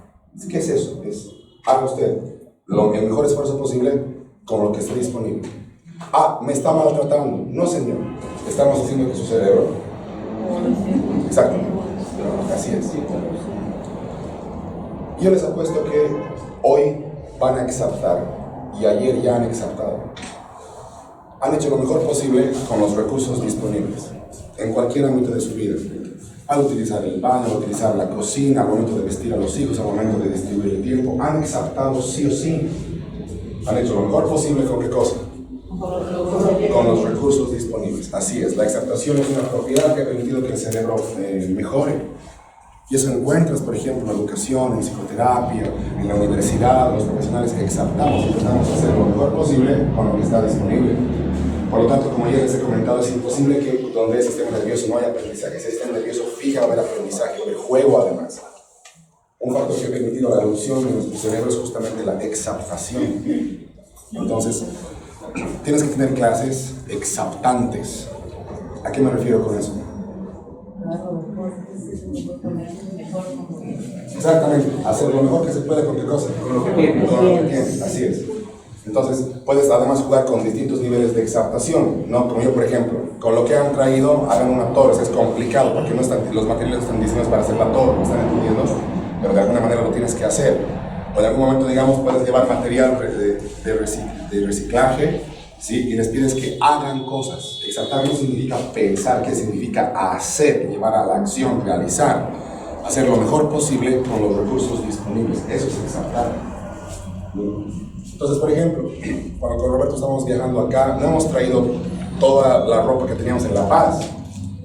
¿Me debo entender? Hemos traído lo que pensamos que podíamos utilizar, los instrumentos que podíamos utilizar, y estamos intentando hacer lo mejor posible con lo que tenemos a mano. No es improvisar, no es adaptarse, es exaptar. ¿Quiénes son mamás? Fija, han exaptado en esta semana en la relación con sus hijos. Fija. Su niño ha necesitado algo y ustedes han intentado hacer lo mejor posible con los recursos disponibles. Entonces, tú dices, esa cosa que yo hago cada día, ¿qué significado tiene? Pues tiene uno de los más grandes significados porque ha permitido ¿qué cosa? Sí, la evolución del cerebro, así es. ¿Qué se llama el término que estamos estudiando? Exaptación, exactamente. Ahora, antes de empezar a hablar sobre coeficiente intelectual, te voy a mostrar dos diapositivas que hablan de cómo el cerebro madura. ¿Okay? Mientras más cercano al color azul o más cercano al color púrpura estén las zonas cerebrales, más maduras están. ¿Eso qué significa? Significa de que existe mayor crecimiento de materia gris, o sea, hay más dendritas y más cuerpos neuronales, básicamente hablando. Lo que estás viendo acá es que el cerebro madura de atrás hacia adelante, de abajo hacia arriba además. La última área madurar del cerebro es el lóbulo frontal, la última área. La última área está bien pronunciada. La última área que se ve. Es la última área. que más tarda el ser humano en generar es el razonamiento lógico, lo que más tarda en generar. De hecho, el 70% en promedio de tu sistema nervioso, de las neuronas de tu sistema nervioso, están diseñadas para sentir, no para razonar. El planeta Tierra debe tener unos 145 mil millones de años. Si al planeta Tierra, hablarías con el planeta Tierra y le dices, señor planeta Tierra, ¿qué edad tiene usted? 145 mil millones de años. 175 mil millones de años dirán otros. Es mucho tiempo, ¿están entendiendo? Y le preguntas al planeta Tierra, ¿usted conoce algo que se llama razonamiento lógico? Y te dice, sí, pero el razonamiento lógico es muy joven. No puedes comparar 8 millones de años con 145 mil millones de años. O sea, no hay comparación real, ¿me están entendiendo? Lo que nosotros hacemos, que es razonar de manera lógica, es demasiado joven para el planeta. Es el mejor invento del cerebro, pero es demasiado joven para el planeta. Entonces, si por ejemplo vos estás entre 55, 60, 65 años, estás en lo mejor de tu profesión. Lo mejor de tu profesión. Tu cuerpo todavía es ágil, ya tienes experiencia, ya además sabes lo que tienes que hacer, sabes a lo que te dedicas. Una mentira muy terrible es la mentira que nos han vendido de que el tope de nuestro rendimiento laboral está, digamos, entre los 35 y 45 años. Es una mentira brutal, no se coincide, no coincide, no es coincidente con el concepto de maduración cerebral, para nada.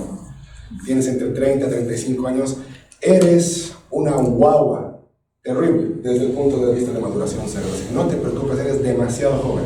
Estás, digamos, entre 40, 45, 50, 55, eres changuito. Estás llegando ya a los 65, 70 y sí, ya. O sea, has alcanzado el tope de tu rendimiento laboral. Por eso, por ejemplo, en Estados Unidos en el año 2008 ha habido una crisis inmobiliaria muy fuerte, la depresión del año 2008. ¿Qué ha pasado? Los bancos han prestado mucha plata a profesionales muy jóvenes que se pensaban que como eran muy jóvenes podían pagar la deuda a largo plazo. ¿Me dejo entender? Porque la falacia estaba extendida. Si eres joven entre 25 y 40 años, estás en el máximo de tu rendimiento laboral. ¿Están siguiendo? No es verdad. Los ejecutivos que están entre los 55, 60 y 70 años, esos van a llevar la plata a la empresa. Los demás tenemos que aprender, tenemos que ver cómo se hace. ¿Me dejo entender? Sí. Bueno, entonces, si estás, digamos, entre los 55 y 70 y 75, estás en el tope de tu rendimiento laboral, trabaja 10 años más porque vas a seguir en el tope. ¿Cuándo vas a empezar a decaer? Cuando tengas 80, 85, si te cuidas, por supuesto.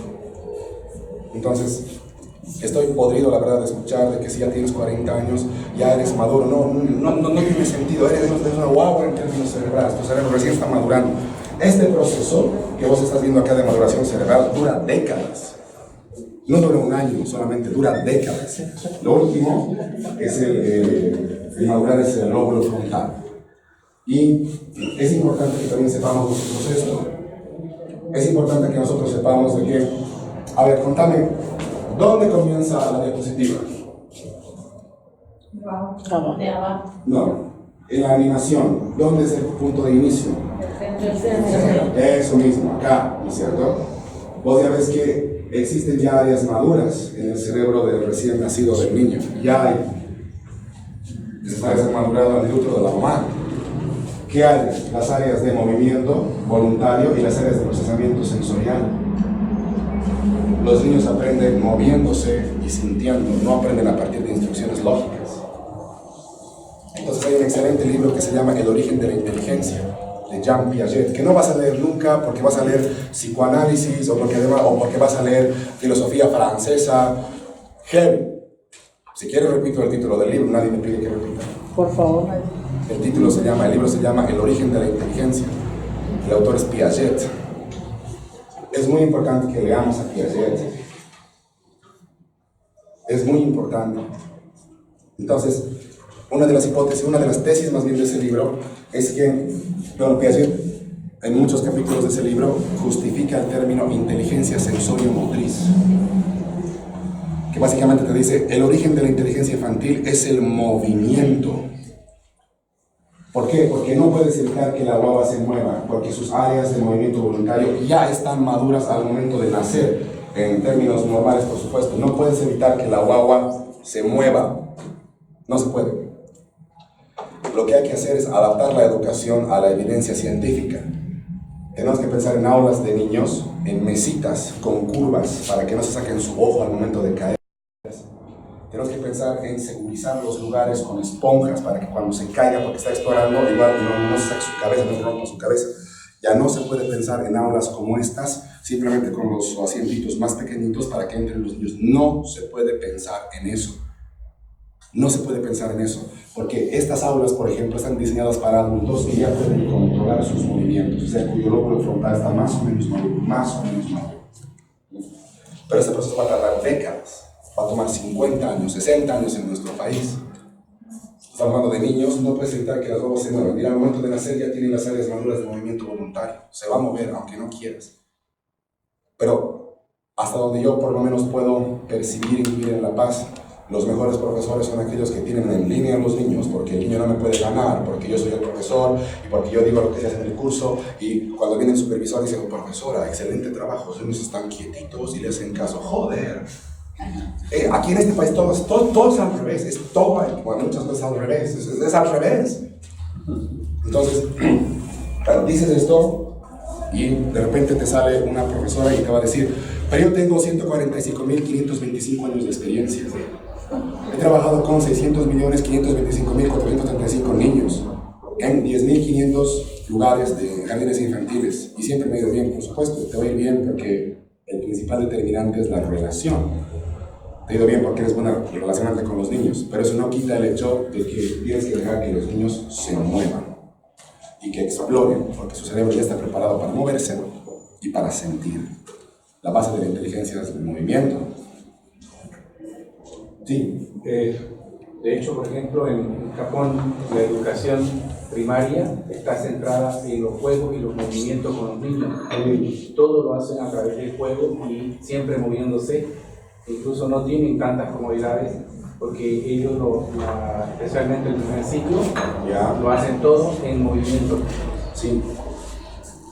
Entonces, muchas gracias. Tenemos que pensar en incorporar evidencia científica. Ahora, por ejemplo, fíjate que lo último en madurar es ¿qué lóbulo? El lóbulo frontal, que controla los procesos de atención. Eso significa que mientras más mayores, digamos eres una guaguita, ¿no? Mientras más vayas avanzando en tu edad cronológica, más tiempo de atención sostenida vas a poder ejercer por maduración nerviosa. O sea, si la guagua no te atiende, no es porque tenga TDAH, es porque su cerebro no está preparado para sostener la atención al mismo tiempo que el adulto. Hay que dejar de pensar de la guagua como un adulto en pequeñito. Por si acaso, los niños son también además sujetos de derecho. Tienen sus propios derechos, digamos. Entonces no puedes pensar en un niño como un adulto en pequeñito. Se va a mover y no te va a atender. No tienes por qué enojar. Tu cerebro funciona así. Entonces aprovecha más bien el tiempo que el niño te pueda dar por maduración cerebral, porque este proceso tarda décadas. Y vamos a terminar esto con esta diapositiva. Y luego entramos a hablar de coeficiente intelectual. Las áreas, por supuesto, más oscuras hacen referencia a ¿qué cosa? A la maduración cerebral. Y vos estás viendo las áreas de maduración cerebral en función de cierta escala cronológica, ¿no es cierto? A los 5, a los 12, a los 20 años, etc. ¿Están siguiendo hasta acá? O sea, este proceso va a ocurrir en condiciones normales, claro que sí. Pero lo que ocurre es lo siguiente. Un psicólogo que es premio Nobel, que se llama Daniel Kahneman, se llama Daniel, pero apellida Kahneman, la verdad, tiene unas ideas muy interesantes con respecto a la influencia de la prosperidad económica en la maduración del cerebro. Entonces, lo que yo te estoy mostrando acá es una escala en función de la edad cronológica, en función de economías muy prósperas, muy avanzadas. Suiza, Dinamarca, Noruega, Inglaterra, Estados Unidos, Japón. ¿Me dejo entender? En economías muy prósperas, en economías muy pujantes, esta escala se puede dar normalmente como estás viendo acá. En economías como la nuestra se va a dar, pero con edades mucho más avanzadas. Lo que quiero decir, por ejemplo, es que un joven de 20 años en Bolivia pues va a tener, digamos, este tipo de maduración cerebral. Normalmente hablando, dado el crecimiento de nuestra economía. Por eso hay que saber de economía.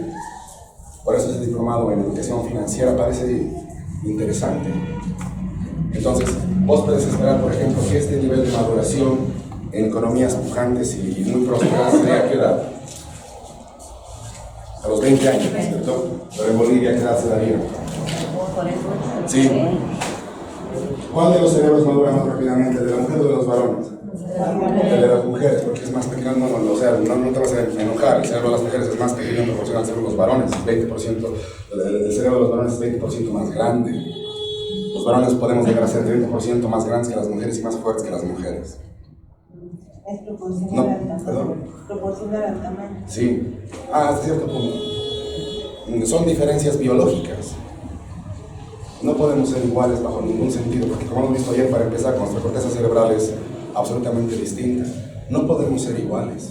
Somos maravillosamente distintos, pero no podemos ser iguales. ¿Cuántos estamos acá? 1, 2, 3, 4, 5, 6, 7, 8, 9 varones. ¿Cuántas chicas están acá? 3, 6, 7, 8, 9, 11, 12, 13, 14, 15, 16, 17, 18, 19, 20, 22, 23, 24. ¿Cuántos varones hemos contado? 9. No, probablemente no, quizás no podrían con nosotros. Sí.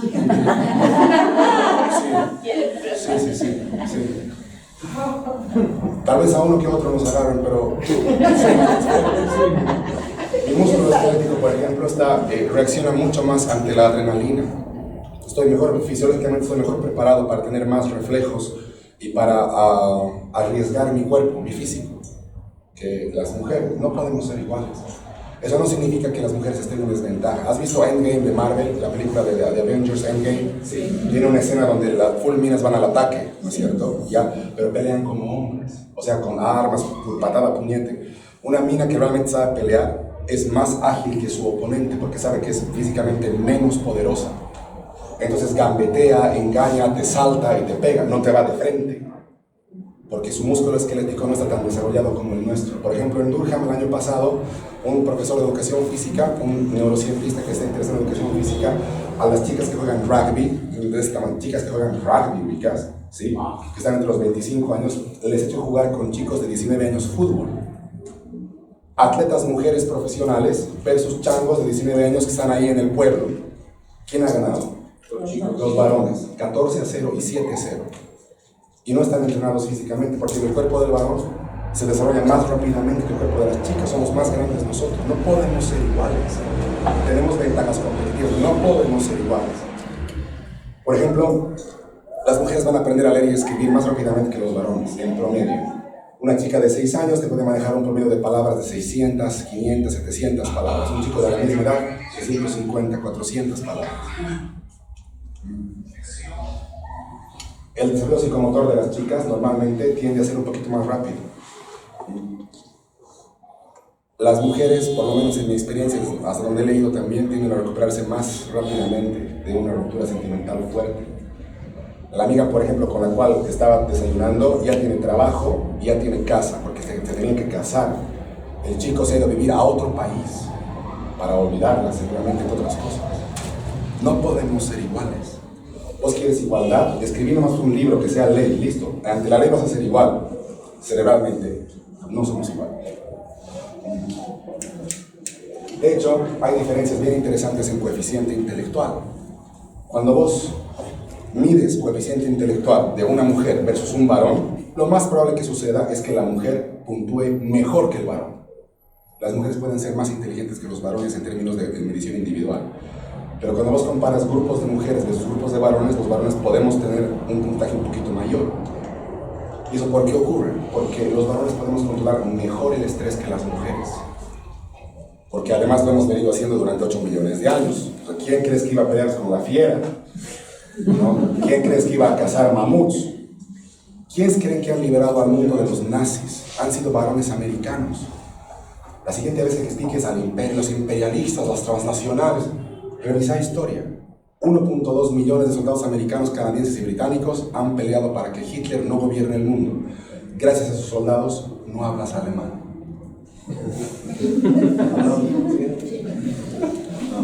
No podemos ser iguales. Es imposible, es imposible. O sea, vos puedes escribir las leyes que quieras, otra cosa es cómo funciona el cerebro. Es muy distinto. Entonces, por ejemplo, digamos vos tienes una chiquita que tiene 19 añitos, que está entrando a la universidad, ¿lo están siguiendo? Sí.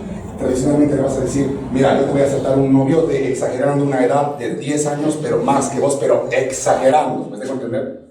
Pero ahora ya sabes que estos procesos en los varones tardan más en este país. Entonces, lo que esa chica busca, protección, seguridad, no lo va a obtener en un chico de su edad. Lo va a obtener en un chico que sea 11, 12, 13 años mayor que él.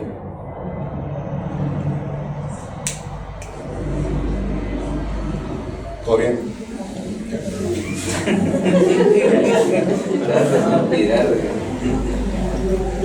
Con esto cerraremos esta parte de nuestra coeficiente intelectual. ¿Estás viendo la animación? Sí. ¿Ves esos colores de la animación? Sí. Son los neurotransmisores. Lo que estás viendo para empezar es una sinapsis.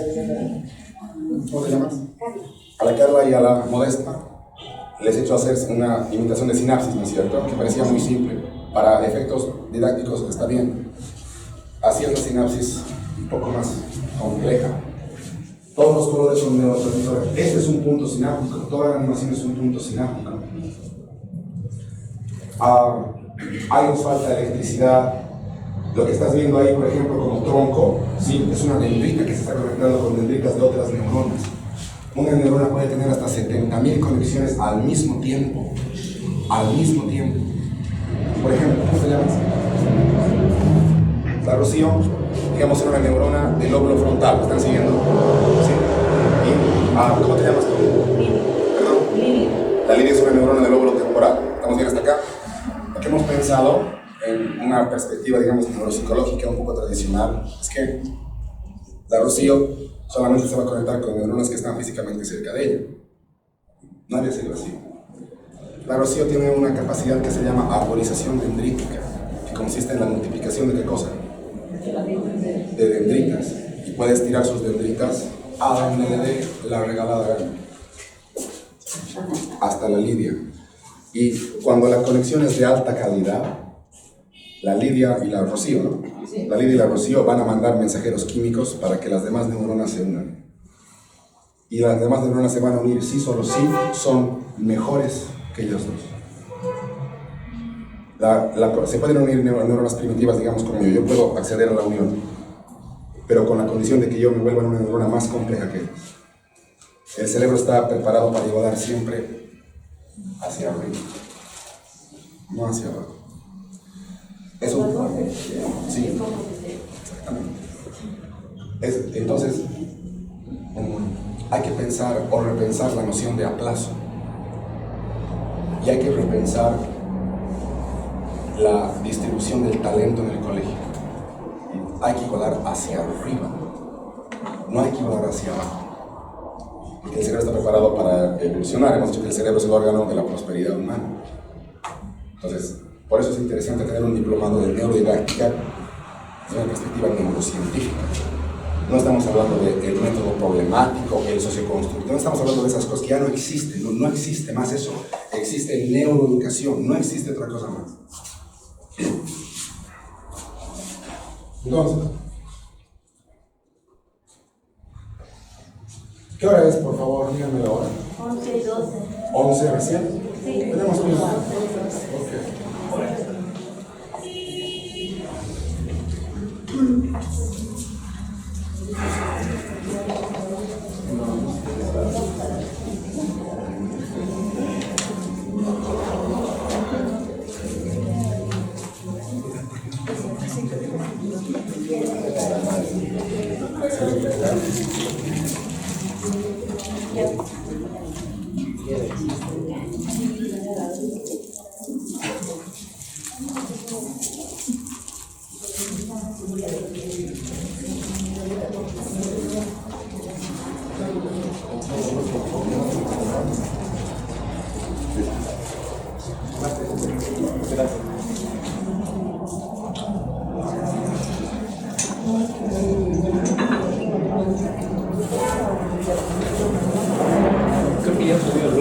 Voy a continuar hablando, ¿les parece? Entonces, voy a introducir un concepto que lo he estudiado en mi tesis de maestría, que se llama coeficiente intelectual. Por supuesto, no soy el primero en estudiarlo para nada, ¿no? Pero sí lo he estudiado en mi tesis de maestría. Entonces, yo les voy a proponer dos ideas. Les voy a proponer la idea de que wow, me tiene que atender porque él no da la clase, la doy yo. Si me miran a él está repartiendo los dulces, a mí me tienen que mirar. Claro, sí. ¿Ves cómo la atención fluctúa? Y ves que falta madurar el lóbulo frontal también, porque toma décadas hacerlo. Ahora sí puedo hablar. Sí. Excelente. Entonces, les voy a proponer dos ideas. Ya, la primera idea es que la inteligencia emocional no existe. O sea, no es que se aplica aquí y allá, no existe. Y la segunda idea es que las inteligencias múltiples son una estafa. Les puedo proponer la primera idea utilizando el mismo verbo. La inteligencia emocional es una estafa. Y la segunda idea sería que las inteligencias múltiples no existen. Y de eso hay que hablar, porque por ahí alguien te comprueba que la inteligencia emocional existe y hay que incorporar esa evidencia a nuestro razonamiento, claro que sí. Pero mi propuesta por ahora es eso. La inteligencia emocional no existe, tampoco existen las inteligencias múltiples. Entonces te voy a contar unas cosas antes de comenzar esto. ¿Okay? Te voy a contar de que, digamos, vos dices, no, la inteligencia emocional existe porque yo tengo un primo que se lleva bien con la gente. ¿Estamos bien? Pero te voy a contar de que las personas con un alto coeficiente intelectual tienden a ser más asertivas y a tener mejores habilidades sociales. Esa cosa no me tienes que apagar porque está muy fuerte. Escucho así. ¿Qué estás viendo? ¿Algún video o algo así? ¿O te están llamando? Sí, la mina quiere saber dónde estás, pero quiere que venga. Bueno, ¿en qué? Que las personas coeficiente intelectual sí.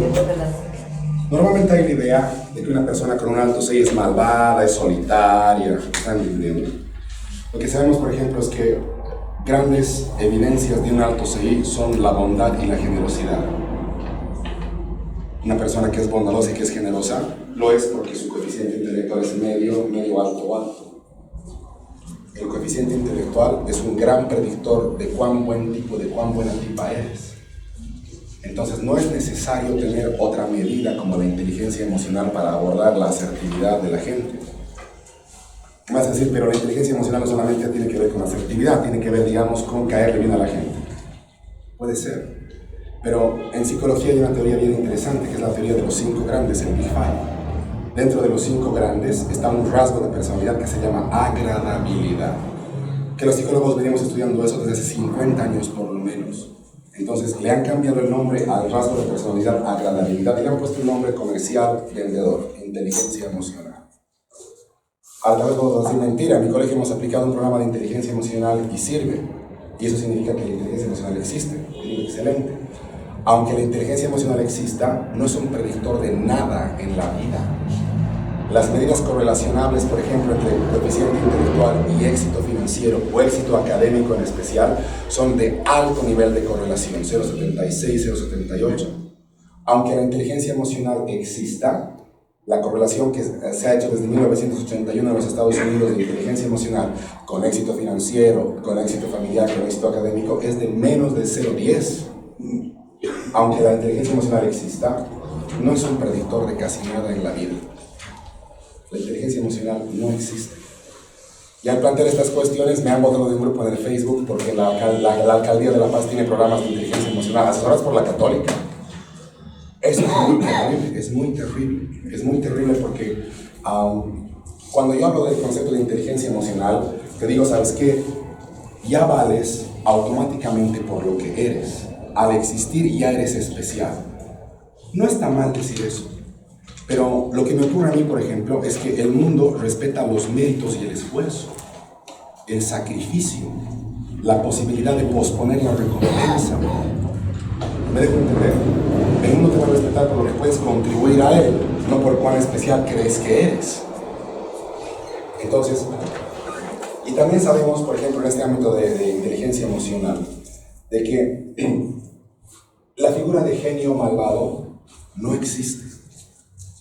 O sea, si es una persona maligna, ¿cómo se dice? Imputante, creo que es una mala palabra, no sé. No puedo pensar a veces en español. Si es un tipo malvado, malagradecido, que habla por detrás, me dejo entender, ¿no es cierto? Sí, es porque su CI es medio bajo o bajo. En el caso de Hitler, Hitler apenas ha terminado el colegio, ha sido además un pintor fracasado y ha convencido a la gente de que el odio era la principal arma de cohesión social en una nación. Eso es destruir la nación. y ese Al único poder de destruirla. convencimiento. No tenía un poder de convencimiento, era convencido a partir del miedo, no a partir de convencer a la gente. Yo te puedo convencer con evidencia. Otra cosa que te diga, ¿cómo te llamas? Karina. ¿Sabes qué, Karina? Si no haces el ensayo, hasta el lunes a mediodía te voy a aplazar y voy a hablar con el Roberto para que no te deje entrar a ningún módulo más. Disculpa, ¿qué le pasa a este chavo? Pare, ubicas, para reclamos. Una opción es que hagas. Entonces, no es un poder de convencimiento real, porque no ha intentado que Alemania sea un país, ha intentado que a los arios sea un imperio. Entonces, no existe el concepto de genio malvado. No hay. Si te has metido además con un tipo que te ha puesto los cuernos o que te ha tratado mal, es porque su coeficiente intelectual globalmente hablando es medio bajo. El CI es un gran predictor de fidelidad. Las personas con un alto CI tendemos a ser más fieles. ¿Por qué? Porque sabemos posponer la recompensa, porque no cedemos tanto ante las tentaciones, digamos, ante las oportunidades. ¿Me están siguiendo en esto? Y a lo mejor dices, este chico, digamos, esta chica es generosa, le va bien en la universidad. Qué raro, si es inteligente debería ser malvada. No, le va bien en la universidad y es generosa, porque su CI es medio alto. Cuando se ha postulado la teoría de las inteligencias múltiples, el autor de esas inteligencias múltiples, él lo han entrevistado el año pasado en el Colegio de Psicólogos de Londres. Le han hecho una entrevista. No me acuerdo si es Goleman o Gardner, la verdad. No. Bueno, entonces Goleman es de inteligencia emocional. Ese cuate es periodista, no es psicólogo. O sea, zapatero a tus zapatos, esa es la verdad. O sea, para mí, a la edad en la que tengo, por ahí más adelante digo, ya eres ingeniero, vente a la psicología, digo, por ahí cambio, no hay problema en eso. La gente tiene derecho a cambiar de opinión. Pero ese señor es periodista. Ahora volveremos a esto de las inteligencias múltiples. ¿Sí? ¿Qué era? Gardner, ¿no? Ya. En la entrevista que le hacen en el Colegio de Psicólogos de Londres el año pasado, el 2018, él literalmente afirma de lo que él quería hablar era de talentos, no de inteligencias. Gardner ha trabajado mucho con personas pobres, en especial en Irlanda y en la República de Irlanda y en Irlanda del Norte. Eso es real, ha trabajado con personas pobres. Ha dado clases en Harvard además. Y él quería pasar a la historia como una persona que ha aportado una teoría brutal a la psicología. Y en esa entrevista él lo reconoce eso. Él decía, me he esforzado alrededor de 40 años trabajando con niños desposeídos y solamente he conseguido una cátedra en Harvard. Yo quiero pasar a la historia como un excelente psicólogo, así que he propuesto esta cosa. En la entrevista él también dice de que alienta a las personas que creen en las inteligencias múltiples a que investiguen, porque él afirma de que no ha hecho ninguna prueba empírica para comprobar que las inteligencias múltiples existen. Si yo traigo, por ejemplo, un libro de inteligencia ecológica, suena interesante, ¿no es cierto? Y te digo, la inteligencia ecológica es la 10ª inteligencia de Gardner, y vos por ahí me compras. Pero resulta que las personas que podemos intentar cuidar el medio ambiente con información científica parece que tenemos el coeficiente intelectual más alto, no necesariamente la inteligencia ecológica más elevada. Ahora, por ejemplo, ¿cómo explicamos el hecho de que hayan existido, no genios, por ejemplo, vas a ver eso, ojalá que tengamos tiempo para ver eso, genios realmente por encima de un coeficiente intelectual de 140, ¿no? Albert Einstein, el que ha fundado Microsoft, Bill Gates, el de Apple, Steve Jobs. En Estados Unidos, por ejemplo, la directora de la CIA es mujer y no creo que la hayan elegido porque la mina se ve bien, ¿me dejo entender? Sí, su coeficiente intelectual es altísimo. De hecho, Trump tiene una asesora que se llama Ann Coulter, que es una de las mujeres más inteligentes del mundo en este momento. No han llegado ahí porque son mujeres, a veces son inteligentes, ¿me dejo entender? Pero está bien que sean mujeres también, por supuesto que sí. Entonces, ¿cómo explicamos que haya surgido un Mozart? ¿Cómo explicamos que haya surgido un Steven Spielberg? ¿Cómo explicamos que haya surgido, digamos, un Beethoven? Podemos dar una hipótesis. La hipótesis es que han nacido en la época y en el lugar adecuado para sus genes, para su potencial genético. Maradona, por ejemplo, si Maradona hubiera nacido en Montero, lo hubieran llevado a trabajar al ingenio azucarero. No hubiera sido el futbolista que conocemos ahora.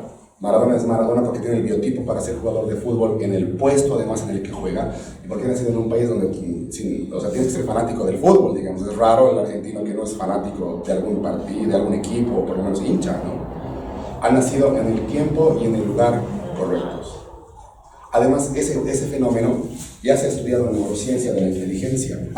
Hay un libro alucinante que se llama Neurociencia de la Inteligencia. Está en inglés, no he encontrado una versión en español, pero se llama Neuroscience of Intelligence. Eso exorciza todo lo que vos quieres defender de inteligencia emocional, inteligencias múltiples.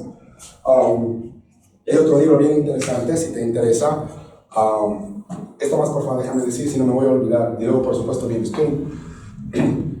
La creatividad, haciendo un paréntesis, ¿no es cierto? La creatividad se viene estudiando hace mucho tiempo atrás de un método, con un método científico muy importante. Hay un libro, igual lo puedo compartir, pero tendría que hacerse traducir, ¿no? Que es el Handbook of Creativity de Oxford, el manual de creatividad. Brutal, alucinante, muy interesante, además con teoría por supuesto, pero con cosas alucinantes. De ahí he sacado la idea, por ejemplo, que te digo, de que las disciplinas deben empezar a dialogar. ¿Me dejo entender? Por ejemplo, me voy a inventar cualquier cosa, por ahí vos ya te has inventado igual, porque si eres profe de biología, habla con el profe de educación física y hagan una feria de los beneficios biológicos y psicológicos del ejercicio físico moderado, por ejemplo. Dialoguen entre disciplinas. Ese libro, por ejemplo, habla de que está bien estudiar conceptos que ya se han estudiado, pero desde una perspectiva nueva. Eso también dice que podría ser creatividad. Pero hay un punto muy interesante. Por favor, esto más. Si no me voy a olvidar. Un elemento bien importante del coeficiente intelectual